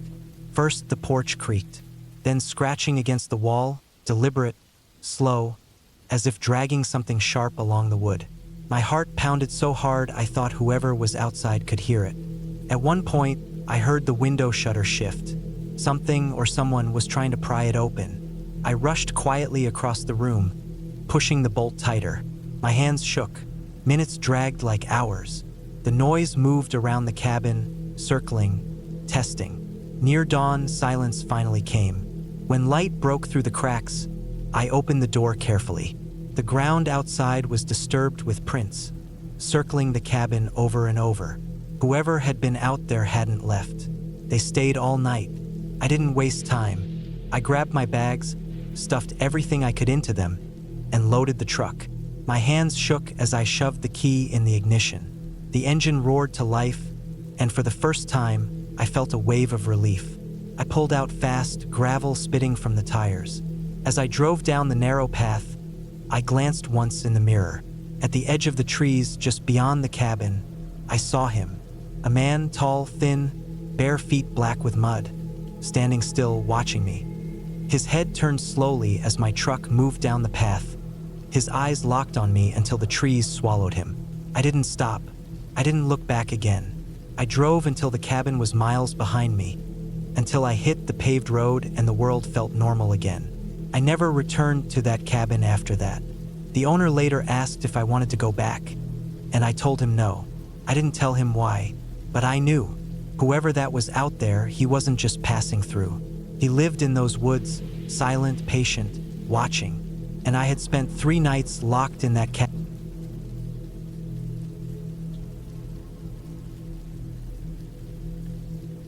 It was late in the fall when I decided to spend some time alone at the old cabin. The place had been sitting unused for years, tucked away in the thick woods at the far edge of the lake. I had always thought about going back there, just to see if I could handle the quiet and the isolation. Most people would think of it as a small vacation spot, but to me it was more of a test. I wanted to be alone with nothing around me, away from the constant noise of the world, and I thought maybe a week in that cabin would give me the kind of break I was looking for.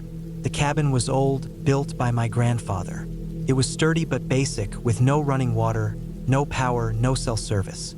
Just 4 wooden walls, a roof that creaked with every gust of wind, a fireplace, and some furniture that had been there longer than I had been alive. It wasn't the kind of place most people would find comfortable. But I packed up supplies: canned food, bottled water, a small propane stove, lanterns, blankets, and a heavy flashlight. I even brought a small hatchet and a hunting knife just in case. I told myself it was for firewood or emergencies, but deep down I knew it was also because I didn't like the idea of being completely defenseless in the middle of nowhere. Getting there was already difficult. The dirt road that led up to the cabin was barely visible after years of no one using it. Fallen branches, thick brush, and mud from the last rainstorm made my truck slide and groan as I forced it forward. Eventually, the road narrowed so much that I had to stop and walk the last stretch, dragging my supplies in 2 large backpacks. By the time I reached the cabin, sweat had soaked through my shirt despite the cold air. My legs burned, my arms ached, and I stood there staring at the cabin with a strange mix of exhaustion and relief. The clearing around the cabin was smaller than I remembered. Trees pressed in close, tall and bare, their branches rattling together like bones when the wind blew. The lake was about 100 yards downhill, gray and still, with the reflection of the clouds stretched across it. I stood there a long time, listening. The woods had that heavy silence I had forgotten about. No cars, no voices, no distant sounds of towns or farms. Just the low groan of trees swaying and the occasional crack of a branch falling somewhere unseen. Inside, the cabin smelled like dust and rot. I set my supplies down and started to clean, brushing away cobwebs, sweeping dirt and checking the windows. The locks were old but still worked. I made a mental note to keep them secured at night, even if it was only for peace of mind. Once things felt somewhat livable, I lit a lantern, sat at the wooden table, and tried to settle into the quiet. That first night was strange but calm. I built a small fire in the stone fireplace, ate from a can of beans, and listened to the wind scrape against the windows. The cabin creaked often, as if the wood itself was shifting, adjusting to the cold. Every now and then, I thought I heard faint cracks outside, the sound of something moving through the brush. But when I held my breath and listened harder, the sound would vanish. I reminded myself that animals were everywhere in these woods. Deer, raccoons, maybe even a bear if I was unlucky.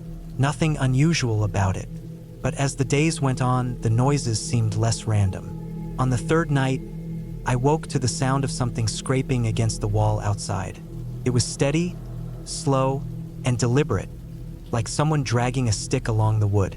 I froze in my cot, staring at the ceiling, barely breathing. The sound moved along the wall, then stopped near the window. The cabin was completely dark except for the faint glow of the dying fire.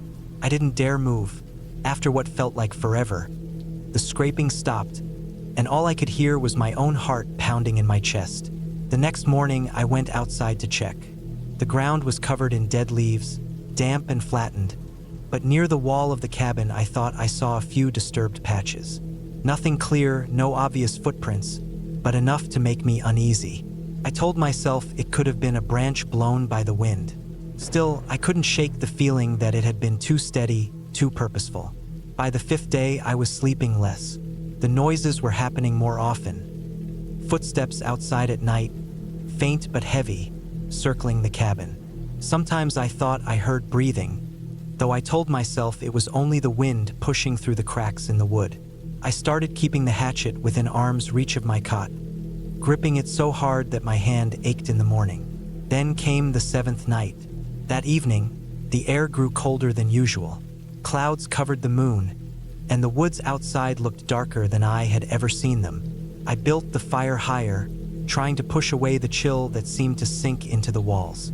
I sat at the table with my lantern, staring at the flame, listening. For hours, nothing happened. The silence stretched on so long that I started to think maybe I had been imagining everything. But then the crunch of footsteps came again. This time, they were closer, heavier. Slow, deliberate steps pressing into the leaves outside. They circled the cabin, pausing now and then as if whoever or whatever it was stopping to listen. My heart hammered in my chest, and I gripped the hatchet tighter. The footsteps reached the window nearest my cot and stopped. I stared at the black glass, waiting for a face to appear, for a shadow to move. But nothing happened. Minutes dragged by. My throat was dry, my mouth tasted of metal. I tried to stay perfectly still, but the wood under my cot creaked. The footsteps started again. This time, they moved toward the door. I sat frozen as the sound of weight pressed against the handle. A faint rattle, slow pressure, testing it. My stomach dropped. I had locked it earlier. I was sure I had. But what if I hadn't? I forced myself to move, creeping across the floor, every board groaning under my weight. I reached the door, holding my breath, the hatchet raised. The handle twitched again, then stopped. Silence. I stayed there all night, crouched by the door, the fire burning down to ashes. I didn't sleep at all. When morning came, I opened the door and stepped outside, my body shaking from exhaustion. The ground was damp from a light frost, and the leaves crunched under my boots. That's when I saw them. Footprints. Clear, heavy prints circling the cabin, pressed deep into the ground. Not animal tracks. Human. They weren't mine. I followed them a little way into the trees, but they disappeared into the thicker brush. Whoever it was, they had been close, watching, testing the door. I wanted to leave that morning, pack up, hike back to the truck, and never return. But I told myself it was probably just some hunter, maybe someone lost, maybe a drifter who had seen the cabin and thought it was empty. I tried to convince myself it was harmless, though deep down I knew better. That night, the footsteps returned again, louder, closer, more deliberate, and I knew then that I wasn't alone out there.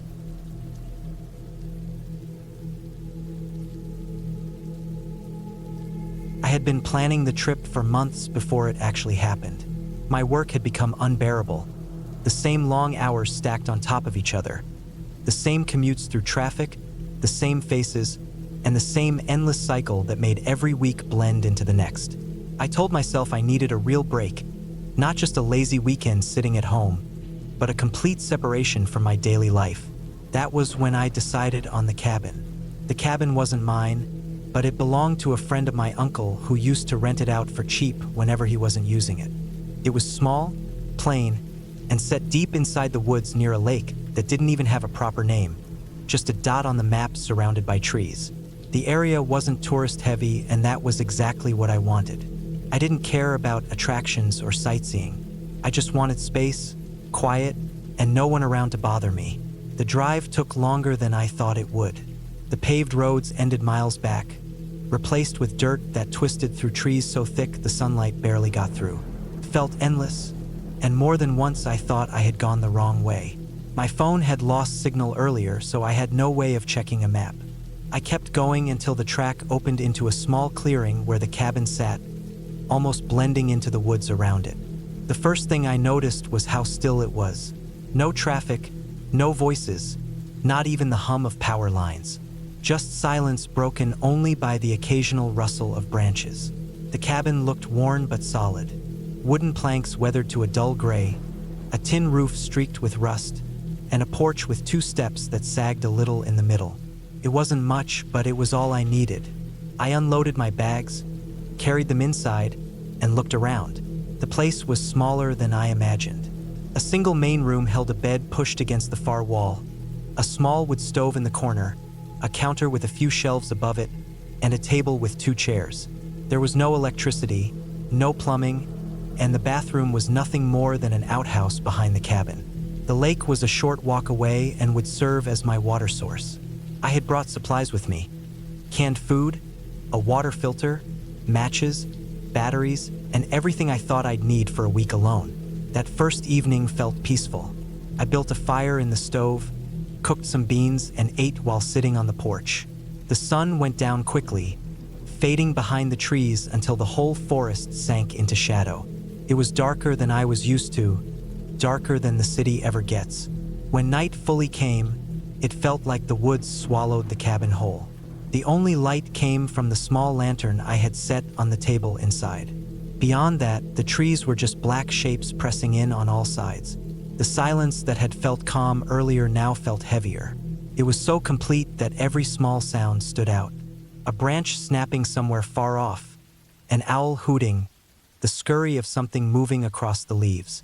Each noise reminded me how far I was from everything familiar. There was no one else here. No neighbors, no roads within walking distance. No one to hear me if I shouted. That realization settled in my chest as I went to bed. The first night I didn't sleep well. Every creak of the cabin, every gust of wind, every rustle outside snapped me awake. My mind kept imagining shapes in the dark, footsteps on the porch, someone watching from the tree line. I knew it was just my nerves, but it still kept me on edge until the first light crept in through the small window. By morning, I felt better. The forest didn't look as menacing in daylight. Birds were calling, squirrels darted between trees, and the air was cool and fresh. I carried my pack down to the lake, filled a bottle, filtered the water, and sat on the rocks for a while. The surface of the water was calm, smooth as glass, and reflected the endless stretch of green trees around it. I told myself this was what I had come here for. The first couple of days passed without anything unusual. I read books I had brought, hiked short trails around the cabin, gathered wood, and cooked simple meals. At night, I sat by the fire and listened to the forest, trying to get comfortable with the noises. Slowly, the place began to feel more familiar. I thought maybe I had been too nervous the first night. On the third night, though, something changed. It was late, maybe after midnight, when I woke up suddenly. I didn't know why at first, but then I realized I had heard something, a crunch like a footstep on dry leaves. I held my breath and listened. The forest was quiet, but then I heard it again, closer this time. A single step, deliberate, not the random sound of an animal scurrying. I sat up, straining to hear through the silence. Another step. This one was just outside the cabin, near the wall. My heart pounded as I stared at the door. There was no lock, only a simple latch. I had no weapon, nothing but the heavy flashlight beside my bed. The steps moved slowly around the cabin, circling. Whoever it was didn't rush. They weren't calling out or knocking, just walking carefully, deliberately. I felt frozen, gripping the flashlight in both hands, barely breathing. The steps reached the porch, and I heard the soft groan of the wood as weight pressed down on it. For a moment I thought the door would open, but nothing happened. Then, just as slowly as they had come, the footsteps moved away. They faded into the trees until I couldn't hear them anymore. I sat there for hours, waiting, until exhaustion finally forced me back into uneasy sleep. By morning, I tried to convince myself I had imagined it. Maybe it had been an animal. But when I stepped outside, I saw impressions in the dirt near the porch. Not paw prints, shoe prints. They were faint, but they were there. The realization hit me hard. Someone had been out there, circling my cabin in the middle of the night. They hadn't knocked, hadn't tried to talk, hadn't announced themselves. Just watched, walked, and left. I spent the day on edge, jumping at every sound. I told myself maybe it was a hiker, someone who had gotten turned around in the woods, but it didn't feel right. Why approach a cabin in the dead of night without saying anything? Why circle it instead of knocking? That night, I kept the lantern on longer, trying to convince myself light would keep anyone away. But when I finally lay down, I barely closed my eyes before I heard it again. The same deliberate crunch of footsteps. This time, I didn't move. I stayed still, listening as the steps circled, pausing every few feet. It felt like whoever it was knew I was inside, watching me without making a sound. The footsteps stopped at the porch again. I held my breath, every muscle tight. Then, slowly, I heard the soft sound of the porch boards shifting as weight moved closer to the door. The latch rattled slightly, just a quick test. My chest tightened, expecting it to swing open, but it didn't. After what felt like forever, the weight lifted, the steps retreated, and silence swallowed the cabin once more. The next morning, I checked again. More prints in the dirt, clearer this time. They were boot prints larger than mine. I knew then that this wasn't just some random passerby. Someone was watching the cabin at night. Someone who didn't want me to see them. The rest of my trip changed after that. I stopped walking far from the cabin. I kept the lantern close. Every sound in the woods made my nerves spike. Nights became unbearable, waiting for the inevitable footsteps, listening to them creep around me, never knowing if this was the night the door would finally open. On the 6th night, it happened. I woke to the sound of the porch creaking. My stomach turned cold as I realized the steps weren't circling this time. They went straight to the door. The latch rattled again, harder now. Then the door pushed inward an inch before the old wood caught against the frame. I grabbed the flashlight and held it up, ready to swing. My heart was pounding so loud I thought it would give me away. The door pressed again, harder, then stopped. There was silence, so deep it rang in my ears. Then the steps moved slowly off the porch, fading back into the trees. That was the breaking point. I couldn't stay another night. As soon as the sun came up, I packed everything, loaded the car, and left. The whole drive back down the dirt road, I kept checking the mirror, expecting to see someone following. When I finally reached the highway, I pulled over and sat there, shaking. The relief of being out of those woods was overwhelming, but it didn't erase the fear. I never saw who it was.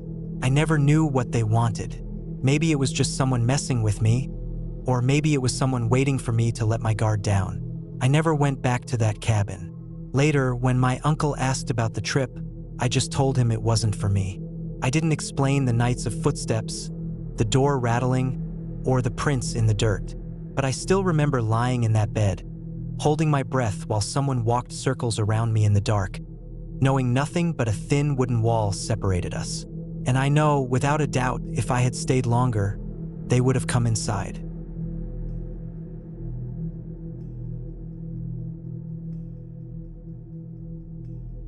I drove up to the cabin late in the afternoon.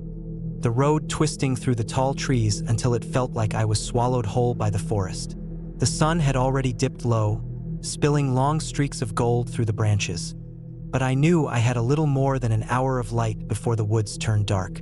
I wanted to get there before then. The cabin was old, sitting far away from the nearest paved road, tucked in between the slopes and pine-covered ridges. I had rented it for a week, hoping to get away from noise, work, and the constant stream of people that filled my days back in the city. I wanted silence, stillness, and space to breathe. That was what I told myself. But the farther I drove, the less sure I became. The gravel road leading to the cabin was rough, narrow, and half hidden by brush. I slowed down, feeling the car bump and scrape against loose stones. My phone had already lost its signal several miles back, which I had expected, but it still made me uneasy. The directions had said the cabin was about 5 miles from the main road. 5 miles of nothing but dirt and trees. By the time I reached the clearing where the cabin sat, I could feel the isolation pressing in on me. The cabin itself was small, made of dark, weathered logs, with a metal roof that glinted in the last light. It looked solid, but also lonely, as if it had been sitting there for years with no one to care about it. A small porch wrapped around the front, and there was a stack of chopped wood leaning against the wall. The nearest neighbor, according to the listing, was almost 4 miles away. Standing there in the quiet, I felt both free and uneasy. I parked the car near the porch and carried my bag inside. The air smelled faintly of pine and old wood. The floor creaked under my boots, and dust stirred in the beams of fading sunlight. Inside, the cabin was simple. A single room with a bed pushed against the wall, a small table with 2 chairs, a wood stove in the corner, and a narrow door leading to the bathroom. There was no electricity except for a small generator outside that powered a single light bulb and an outlet. No running water either, just a hand pump at the edge of the clearing and an old rain barrel. I had brought plenty of bottled water and food that wouldn't spoil. When I stepped back outside, the sun was nearly gone. The trees looked darker, the air cooler. I stood on the porch for a long moment, listening. The forest was quiet in that way that feels heavy. No cars, no voices, no faint hum of faraway roads. Just the occasional rustle of leaves and the distant call of a bird. My chest tightened in a way I couldn't explain. I told myself it was only the shock of real silence. I wasn't used to it. I unpacked slowly, setting up the lanterns I had brought, arranging food on the shelves, making the bed with fresh sheets I'd carried in. I checked the generator, pulling the cord until it rumbled to life. It wasn't very loud, but in the silence it sounded like a machine dropped into another world. I switched on the single bulb above the table. The yellow light spread weakly across the room, barely touching the corners. Night came fast. By the time I finished setting up, the forest outside was already black. I walked out onto the porch, lantern in hand. The light reached only a few feet before it was swallowed whole. The air was damp, and I could hear crickets and the occasional snap of a twig deeper in the woods. It was too dark to see the gravel road. The world outside the little circle of light felt endless. I went back inside, locked the door, and tried to relax. I cooked a can of soup on a small camping stove, ate slowly, and then sat at the table staring at nothing. My thoughts began to wander. I wondered who had built the cabin and why. I wondered how many people had stayed here before me. I thought about how far away the nearest person was. If something happened, no one would know. No one would hear. That thought stuck with me longer than I wanted it to. When I finally lay down in bed, the generator still humming outside, I stared at the ceiling. The air felt heavy and still. Every creak of the wood, every faint sound outside made me tense. I tried to tell myself it was normal. Cabins make noise, forests make noise, but something about it felt sharper, more deliberate. At some point, I drifted into a restless sleep. I woke up in the middle of the night to silence. The generator had shut off. I hadn't refilled it enough before bed. The light bulb was dead, and the cabin was completely dark. For a long moment, I lay frozen, trying to adjust my eyes. Then I heard it, a sound outside. Not close, not far. A crunch of something on the gravel. slow, steady, as if someone was walking. My heart pounded so hard I could feel it in my throat. I told myself it was probably an animal, a deer maybe, or something smaller, but the sound didn't match. It wasn't a quick scuffle or a sudden dash. It was deliberate. One step, pause, another step, the sound of weight on loose stone. I sat up, straining my ears, barely breathing. The sound stopped. The silence that followed was worse than the noise. I fumbled for the lantern, hands shaking, and lit it. The glow filled the small cabin, but it didn't reach outside. I wanted to look out the window, but part of me was too afraid to see. I sat there for hours, waiting, listening, every nerve pulled tight. Eventually, exhaustion won. I don't remember falling back asleep, but when I woke again, sunlight was filtering through the cracks in the shutters. The world looked normal again, but I couldn't shake the feeling.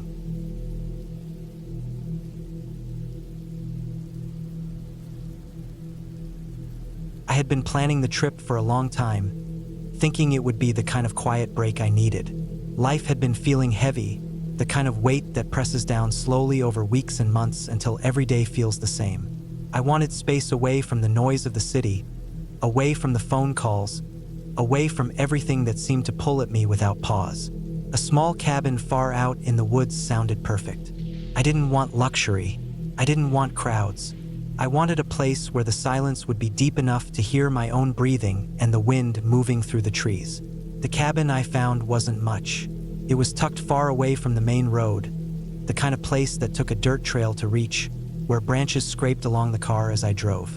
It wasn't big, maybe 2 rooms at most, built of old dark logs with a tin roof that looked weathered from years of storms.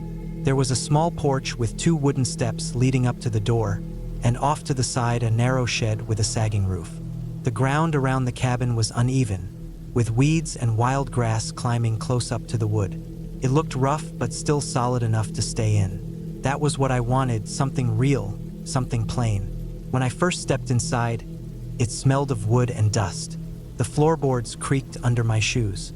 The main room had a short couch against the wall, a square table with 2 chairs, and a small wood stove that looked like it had been there for decades. To the right was a tiny bedroom with a single bed and a cracked mirror leaning against the wall. The windows were small and the glass cloudy, so not much light got in. I could already feel how different it was from the life I had just stepped out of. The air outside was cool and damp. The woods stretched thick in every direction, trees tall and pressed close together, the kind that let little sky through. I remember thinking how quiet it was, the silence broken only by a faint sound of water somewhere nearby, maybe a creek. I stood out there for a long while, just letting it sink in. I didn't realize then how different the silence of the woods feels after hours alone in it, how it presses in around you until even the smallest sound cuts sharp through it. I unloaded the few things I had brought, some canned food, a couple bottles of water, a flashlight, a sleeping bag even though the cabin had a bed, and a small axe I kept in my car for splitting wood. I set them inside, not really worrying about order. I wasn't planning on being there long, just a few nights. The first evening felt calm. I lit the stove, warmed a can of soup, and sat at the table eating slowly, listening to the fire crack inside the metal. The light faded fast outside. By the time I finished eating, the cabin was already wrapped in blackness. The windows looked like mirrors, only reflecting the inside of the room, the outside hidden completely. I noticed how thin the walls felt, like the woods were only inches away from me on all sides. I went to bed early, laying in the quiet with the faint heat from the stove drifting into the small bedroom. The bed springs groaned under my weight. For a while, I listened to the creaks and pops of the old wood as the cabin settled in the night. At first, it was easy to ignore, but the longer I lay there, the sharper each sound became. A shift in the roof, a crack in the wall, the faint scrape of something outside against the wood. I told myself it was branches moving in the wind, but then I realized there was no wind.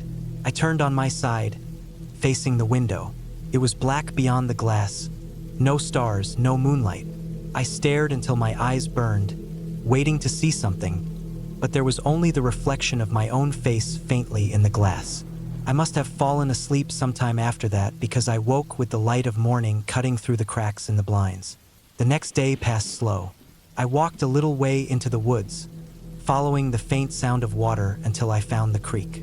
The water was clear, moving fast over rocks, and the air was cooler there. I sat for a while, letting the sound of it fill my head. When I walked back, I noticed how easy it was to lose direction in those woods. Every tree looked like the next, the ground covered in the same brown leaves and scattered branches. I tried to pay attention to small things like a broken log or a patch of moss so I wouldn't get turned around. Back at the cabin, I ate again, read from a book I brought, and sat on the porch as the light started to sink. That second night, the quiet felt heavier. I thought I heard footsteps in the leaves outside, slow and careful, far off but moving. I sat still, waiting, listening hard. The sound faded after a while, or maybe I convinced myself it had. I went back inside and made sure the door was locked. That night in bed, I couldn't shake the feeling that something was outside. Every sound pulled me awake, and I found myself staring at the ceiling for long stretches, my ears straining. There were soft cracks, the kind made by weight pressing down on leaves, and once, a sharp snap of a branch like it had been stepped on. I lay there, frozen, gripping the blanket, breathing shallow. I didn't move until hours later when the light of morning finally crept in again. By the third day, the air felt different. I couldn't explain it, but I noticed myself checking the trees more when I walked outside, scanning the line where the woods began. It felt like the silence was watching me back. I tried to shake it off, telling myself it was just because I wasn't used to being out here alone. I kept myself busy, splitting some wood by the shed, gathering kindling, anything to make the day move. When night fell, the sounds came again. At first soft, then clearer, definite steps. They circled slow around the cabin, sometimes stopping, sometimes starting again. My chest tightened each time I heard it, and I pressed myself into the bed, every muscle stiff. The steps came close to the wall, then faded back out, then close again. I didn't move, barely let myself breathe. It went on for what felt like hours before finally going quiet. When morning came, I went outside carefully, my eyes darting over the ground. I saw it then, prints in the dirt, pressed deep into the soft ground around the cabin. They weren't animal prints, they were boots. Someone had walked in circles around the cabin while I lay inside. My stomach dropped. The air felt colder, heavier. I backed up onto the porch, staring at the marks. They led into the trees and vanished in the leaves. I went back inside, locked the door, and sat at the table trying to think. My phone had no signal out here. The road was miles away. I told myself I could leave, but part of me thought maybe it was better to stay inside where I had walls around me. The rest of that day dragged like a weight. I kept checking the windows, jumping at every sound. By nightfall, I was wound so tight I could hardly breathe. I didn't light the stove, didn't want the glow giving me away. I sat in the dark, gripping the flashlight, listening. The steps came again, closer this time, slow, measured. They stopped right at the porch. The wood creaked. Whoever it was stood right outside the door. I sat frozen, heart pounding, my hands slick around the flashlight. The handle of the door rattled once, then stopped. After a long moment, the steps moved away again, fading into the woods. I didn't sleep at all. I sat awake until morning, every nerve on fire. When the light finally came, I decided I couldn't stay another night. I packed quickly, shoving everything into the bag without care. I opened the door slowly, scanning the trees. The prints were there again, fresh in the dirt, circling close. I walked fast to the car, unlocking it with shaking hands. As I pulled onto the dirt trail, I checked the mirror again and again, half expecting to see someone step out of the woods behind me. But the trees only closed in, hiding everything inside them. By the time I reached the main road, my chest still hadn't eased. I kept driving mile after mile, not slowing until I saw other cars, other people. I didn't look back again. I never went back to that cabin. The rest of the week, even safe at home, I couldn't shake the image of those prints in the dirt circling the cabin, the sound of steps moving slow in the night, the rattle of the door handle. Whoever it was had never tried to hide. They wanted me to hear them, to know they were there. That was the worst part.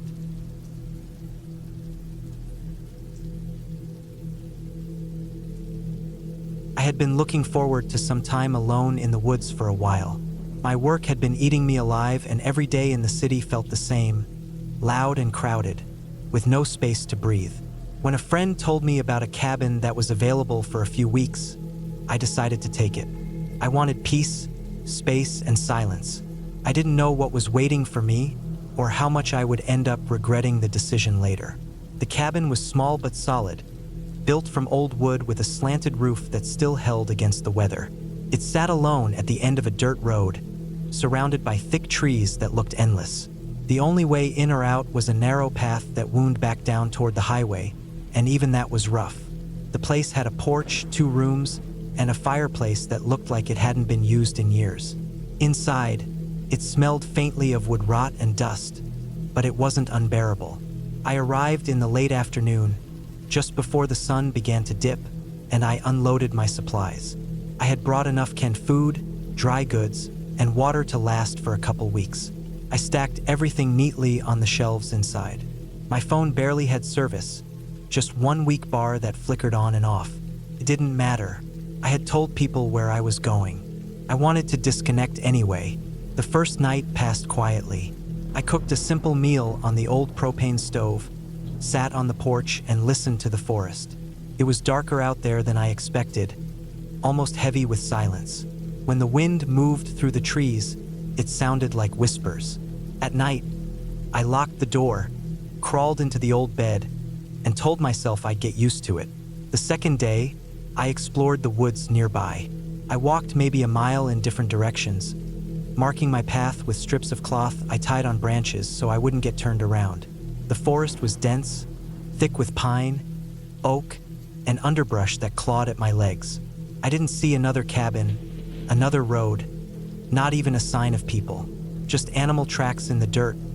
Deer mostly, maybe a fox. That night, I felt uneasy. I kept thinking I heard things outside the cabin, small movements, like steps or dragging sounds. I told myself it was animals, maybe raccoons or a stray dog. The cabin had a single lantern that I kept near me, and I tried to focus on reading an old paperback I had brought. Still, the feeling that something was out there wouldn't leave. By the third night, I was having trouble sleeping. Every sound woke me. A creak of the floorboards, a scratching against the wall, a snapping branch outside. Each time, I sat up and listened, waiting for something more, but it always stopped. The silence after the noise was worse than the noise itself, like something was waiting for me to relax before it came closer. On the 4th day, I found something that changed everything. I had gone deeper into the woods, farther than before, and I found a small clearing where the trees opened up. At first, it looked like nothing, just grass and sunlight, but then I noticed the ground. There were tire tracks there, not fresh but not ancient either, and beside them, footprints, human footprints pressed deep into the dirt, leading into the woods. They weren't mine. The tracks bothered me. The cabin wasn't supposed to be near anyone else. I had been told it was private land, empty for miles. The footprints were bare, not boots or sneakers, just bare human feet. I followed them for a little while, but they vanished into a patch of moss and pine needles where the ground was too soft. I felt watched the whole time I stood there, but I couldn't see anyone. That night, the noises outside grew louder. Something brushed against the door. Something tapped on the window. I didn't move. I didn't open anything. I just sat still in the dark with my heart pounding, the lantern burning low beside me. The tapping went on for almost an hour, then stopped all at once like whoever or whatever had gotten tired of waiting. The next morning, I checked around the cabin. I found smears of mud on the side of the wall, low to the ground. I found what looked like handprints, pressed faintly into the dirt near the porch. Small handprints, almost child-sized, but the fingers were long, longer than they should have been. I thought about leaving then. I even packed some of my food back into my bag. But the dirt road was long, and I didn't know if my car would even start in the rough condition it was in after sitting a few days. I told myself I was being paranoid. On the 6th day, I noticed something missing. A can of food I had left on the counter was gone. At first, I thought I misplaced it, but I checked everywhere. It wasn't there. Later, I found the empty can outside near the tree line, crushed and torn open, as if someone had ripped into it with bare hands instead of using a tool. That night was the worst yet. I didn't sleep at all. I heard steps on the porch. Slow, careful steps. The door creaked softly under weight, as if someone was pressing against it. Then I heard breathing, steady, long breaths right outside. I stayed still in my bed, too afraid to move. After what felt like forever, the steps went away. The next morning, I checked the porch. There was dirt smeared across it. And there was something else. A strip of cloth. One of the cloth pieces I had tied to mark my trail in the woods. Someone had taken it and left it there. That was when I knew for sure I wasn't alone. For the rest of the day, I stayed inside, keeping the lantern lit and the door locked. I tried the phone again, but the signal was gone completely now. Nothing but dead bars. I couldn't call anyone. That night I heard more. Not just steps, but scratching against the wood of the cabin, slow dragging scratches that made my skin crawl. I stuffed cloth into my ears and sat awake with a kitchen knife in my hand. I didn't sleep. On the 8th day, I decided I couldn't stay. I packed everything into my bag and went to the car. I turned the key, but the engine wouldn't catch. I tried again and again, but it only made a weak clicking sound. When I opened the hood, I saw why. The wires had been cut. I don't know how long I stood there, staring at the ruined engine, but when I finally turned back to the cabin, I saw something in the trees. A figure, barely visible, half hidden, watching me. It was tall, thin, its skin pale against the dark trees. I froze. It didn't move. I blinked, and when I looked again, it was gone. I ran back into the cabin and locked the door. The days that followed blurred together. I stopped keeping track. My food supply grew smaller, and every night the noises grew louder. Knocks on the walls, scratching on the roof, footsteps circling the cabin again and again. Once, I woke to find the door cracked open, though I was sure I had locked it. I started barricading the windows with furniture. I pushed the table against the door. I kept the knife with me at all times. I barely slept at all. The figure came back closer each time. I saw it in the trees during the day, standing still. I saw it crouched near the cabin at night when the lantern flickered, always watching, never coming inside. It wanted me weak, tired, scared. Eventually, I had only 2 cans of food left. My water was almost gone. I knew I couldn't last much longer. On the final night, I heard the door move. Not tapping, not scratching, moving. The table I had pushed against it screeched across the floor. I held the knife, my hands shaking, and waited. The door creaked open an inch, then another. Cold air rushed in. I charged. I slammed the door shut with all my strength, holding it there while something pushed from the other side. It was strong, stronger than me, but I didn't let go. I don't know how long the struggle lasted, but at some point, the pressure stopped. When I opened the door again, whatever had been there was gone. That was my chance. I grabbed my bag and ran. I didn't care about the car anymore. I ran down the dirt road in the dark, branches cutting my arms, rocks tearing at my shoes. I didn't stop, not once, even though I heard steps behind me, following.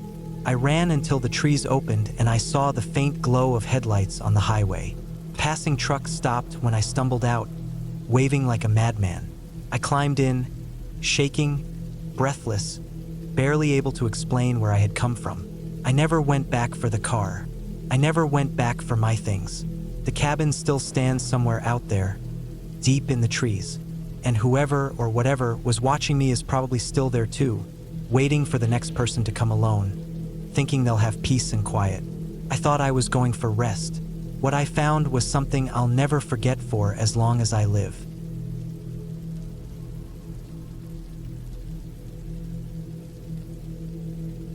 I had been planning the trip for weeks.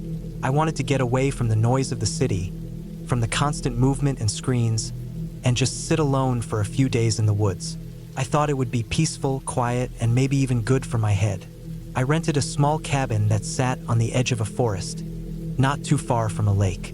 The listing said it was secluded but safe. That line stuck with me because secluded was exactly what I was looking for, but safe was what I wanted to believe. The cabin itself was small, built from old wood that had darkened over time. The porch steps creaked under my boots when I first arrived.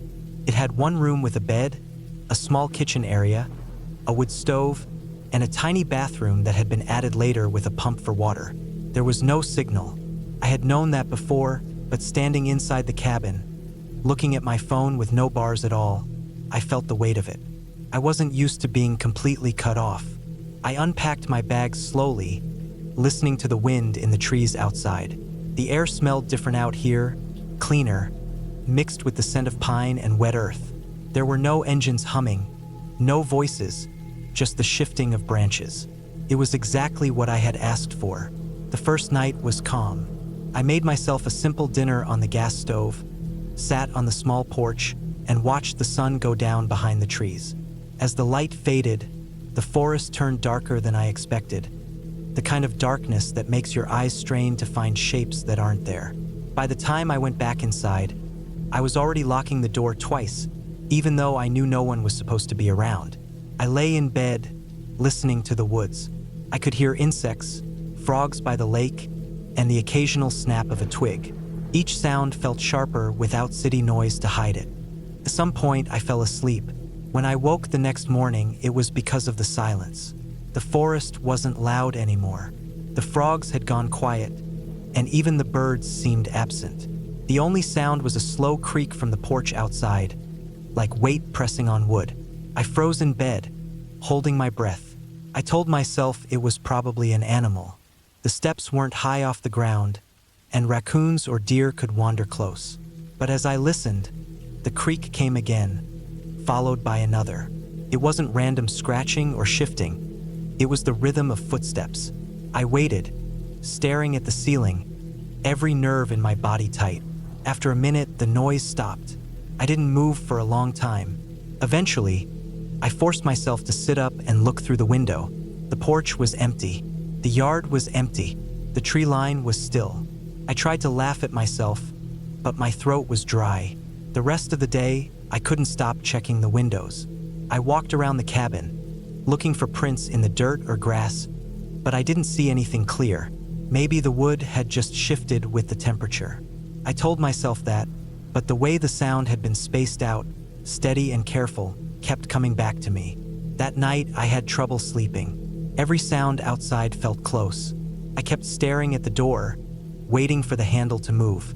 I drifted in and out until I woke suddenly, my heart racing, to the sound of something scraping lightly against the wall of the cabin. Not hard, not damaging, just dragging, slow and deliberate. I held still, staring at the shadows across the ceiling. It went on for maybe 30 seconds, then stopped. In the morning, I walked around the outside. On the wall near the kitchen, the wood was marked with thin, pale scratches. They were long and curved, like someone had taken a stick or knife and dragged it down the wall. I crouched there, running my hand over the marks. They were too high to be made by a small animal and too clean to be from branches. The air felt heavy as I stood there, exposed, with the trees watching. I didn't know what to do. I was too far out for cell service, and the cabin had no phone. My car was parked at the end of the dirt drive, maybe 100 feet away, but I didn't want to leave. I kept thinking if someone was trying to scare me, they'd be waiting for me to panic. So I decided to stay inside during the day, keeping the door locked, and see if it happened again. By afternoon, the silence of the forest had returned. Not a single bird. The stillness made every sound inside the cabin louder. My footsteps, the kettle boiling, even the scrape of a chair. I tried to read, but I kept glancing at the windows. The glass reflected more than it revealed, so I had the constant feeling someone could be standing just out of view. When night came, I lit a lantern and sat with my back to the wall. I didn't want my shadow moving across the windows. Around midnight, I heard the sound again, the slow weight on the porch steps. This time I knew it wasn't the cabin shifting. The sound was too careful, too heavy. step by step up to the porch. The boards creaked, then stopped. I held my breath, staring at the door. The silence stretched on so long that I thought maybe I had imagined it. But then, faint and steady, the doorknob rattled. Not a hard shake, but a slow testing twist, like someone was checking if I had locked it. My body went cold. I wanted to shout, but my throat locked up. I waited, gripping the lantern, ready to swing it at anything that came through. After a few moments, the handle went still. Then I heard the creak of the boards again as the weight shifted away, down the steps and back into the dark. I didn't sleep at all. I sat in the corner until dawn, my eyes fixed on the door. When the sun finally came up, I opened it and stepped outside. The porch boards groaned under my weight.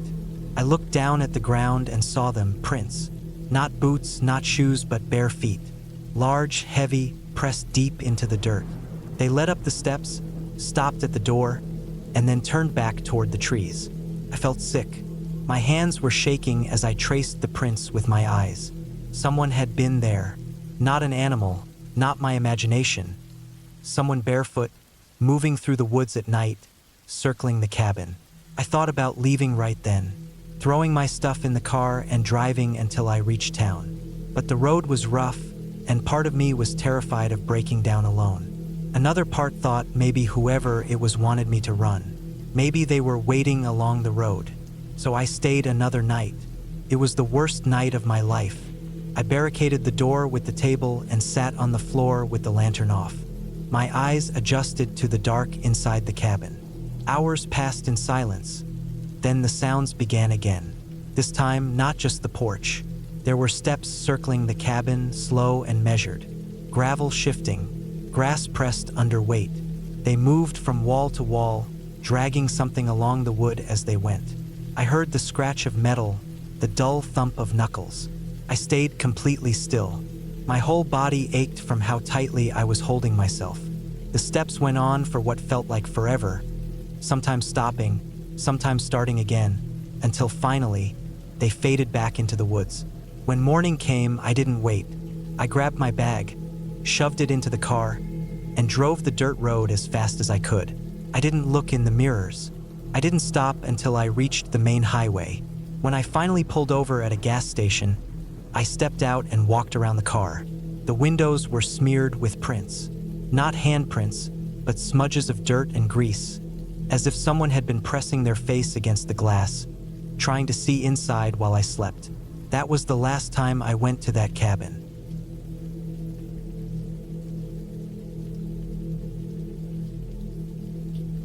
I never really thought about what it would feel like to be truly alone until I stayed at that old cabin by the lake. When I first arrived, it felt quiet and peaceful. I thought it was exactly what I needed. I wanted time away from people, from traffic, from noise, from work, from everything that had been pressing on me for months. The cabin sat at the edge of a large lake deep in the woods. The lake stretched so far across that you could barely see the opposite shore. Around it, nothing but endless trees. No houses, no people, just water, rocks, and woods. The cabin itself was small, just one story with a front porch that faced the water.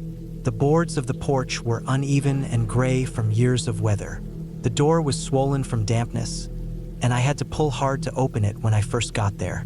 Inside, the cabin smelled of wood smoke, damp air, and a faint trace of mold. The place had a stone fireplace, a small table, 2 chairs, a single bed with an old mattress, and shelves with some dishes and pans.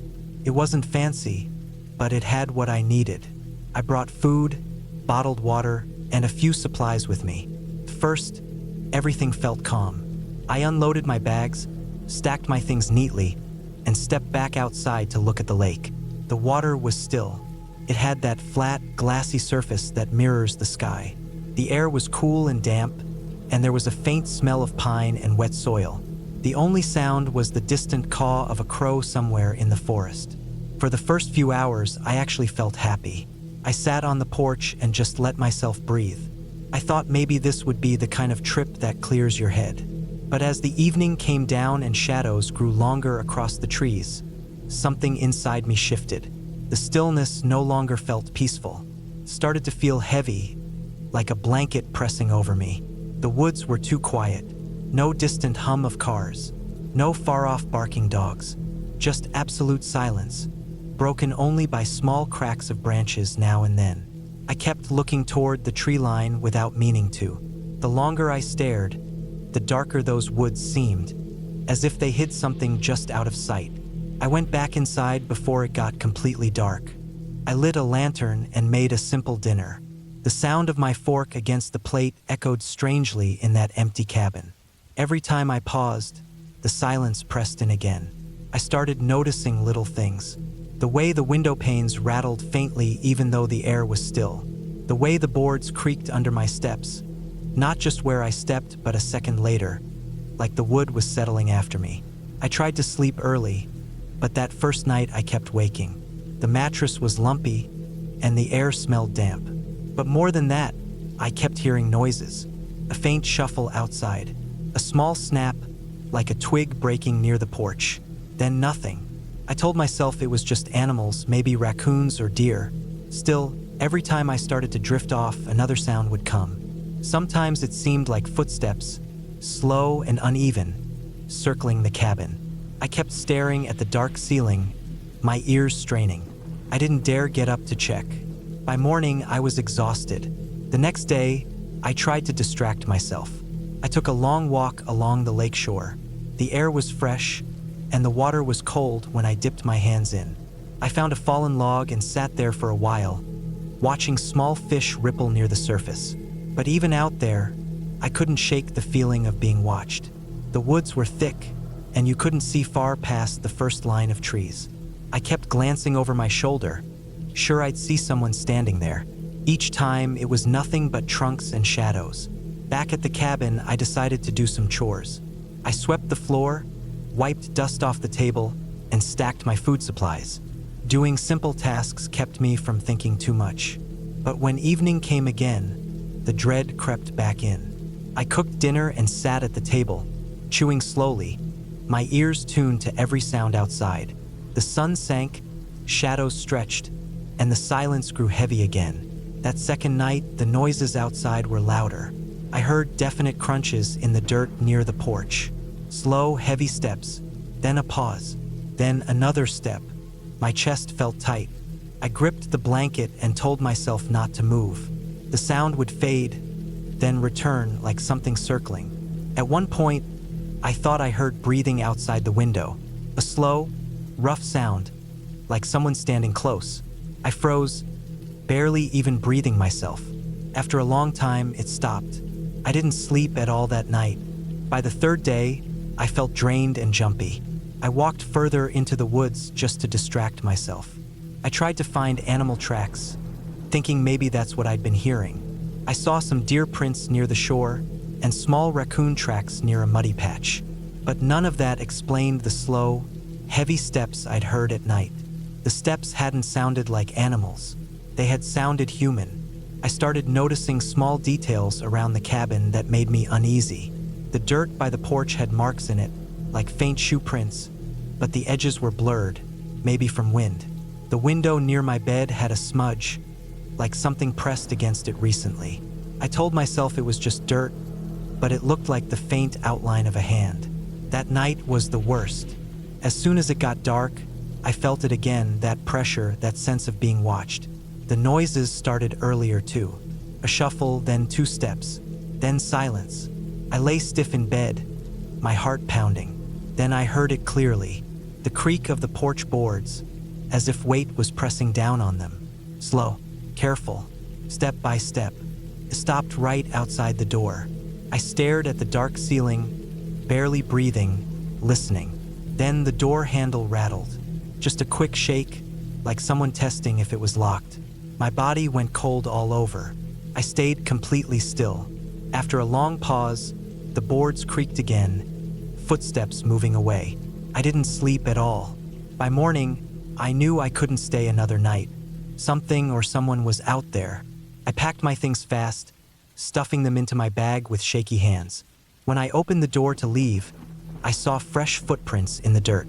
They were clear this time, large human footprints, leading around the cabin and back into the woods. My stomach dropped. Someone had been circling me for nights. I walked fast down the narrow trail that led back toward where I parked my car. The trees seemed to close in around me, and every sound made me flinch. At one point, I heard something moving parallel to me through the woods, keeping pace. I quickened my steps, nearly running. I didn't dare look. I just kept going until I finally saw the clearing where my car was parked. When I reached it, I froze. My car door was open, the passenger side. I knew I had shut it when I arrived. My hands shook as I looked inside. The glove compartment was open, papers scattered. Someone had been inside. My chest tightened, and I felt a wave of panic.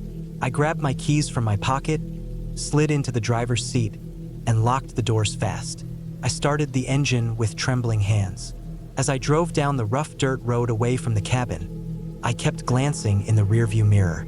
At one point, I thought I saw a figure step out from the tree line far behind me, just standing, watching. I pressed the gas harder, bouncing over the uneven road, until I finally reached the main road. Even when I got home hours later, I couldn't shake it. The silence of the woods, the sound of footsteps circling, the rattle of the door handle at night, the footprints in the dirt, the open car door. I still don't know who it was or what they wanted. All I know is that I wasn't alone out there, and they wanted me to know it.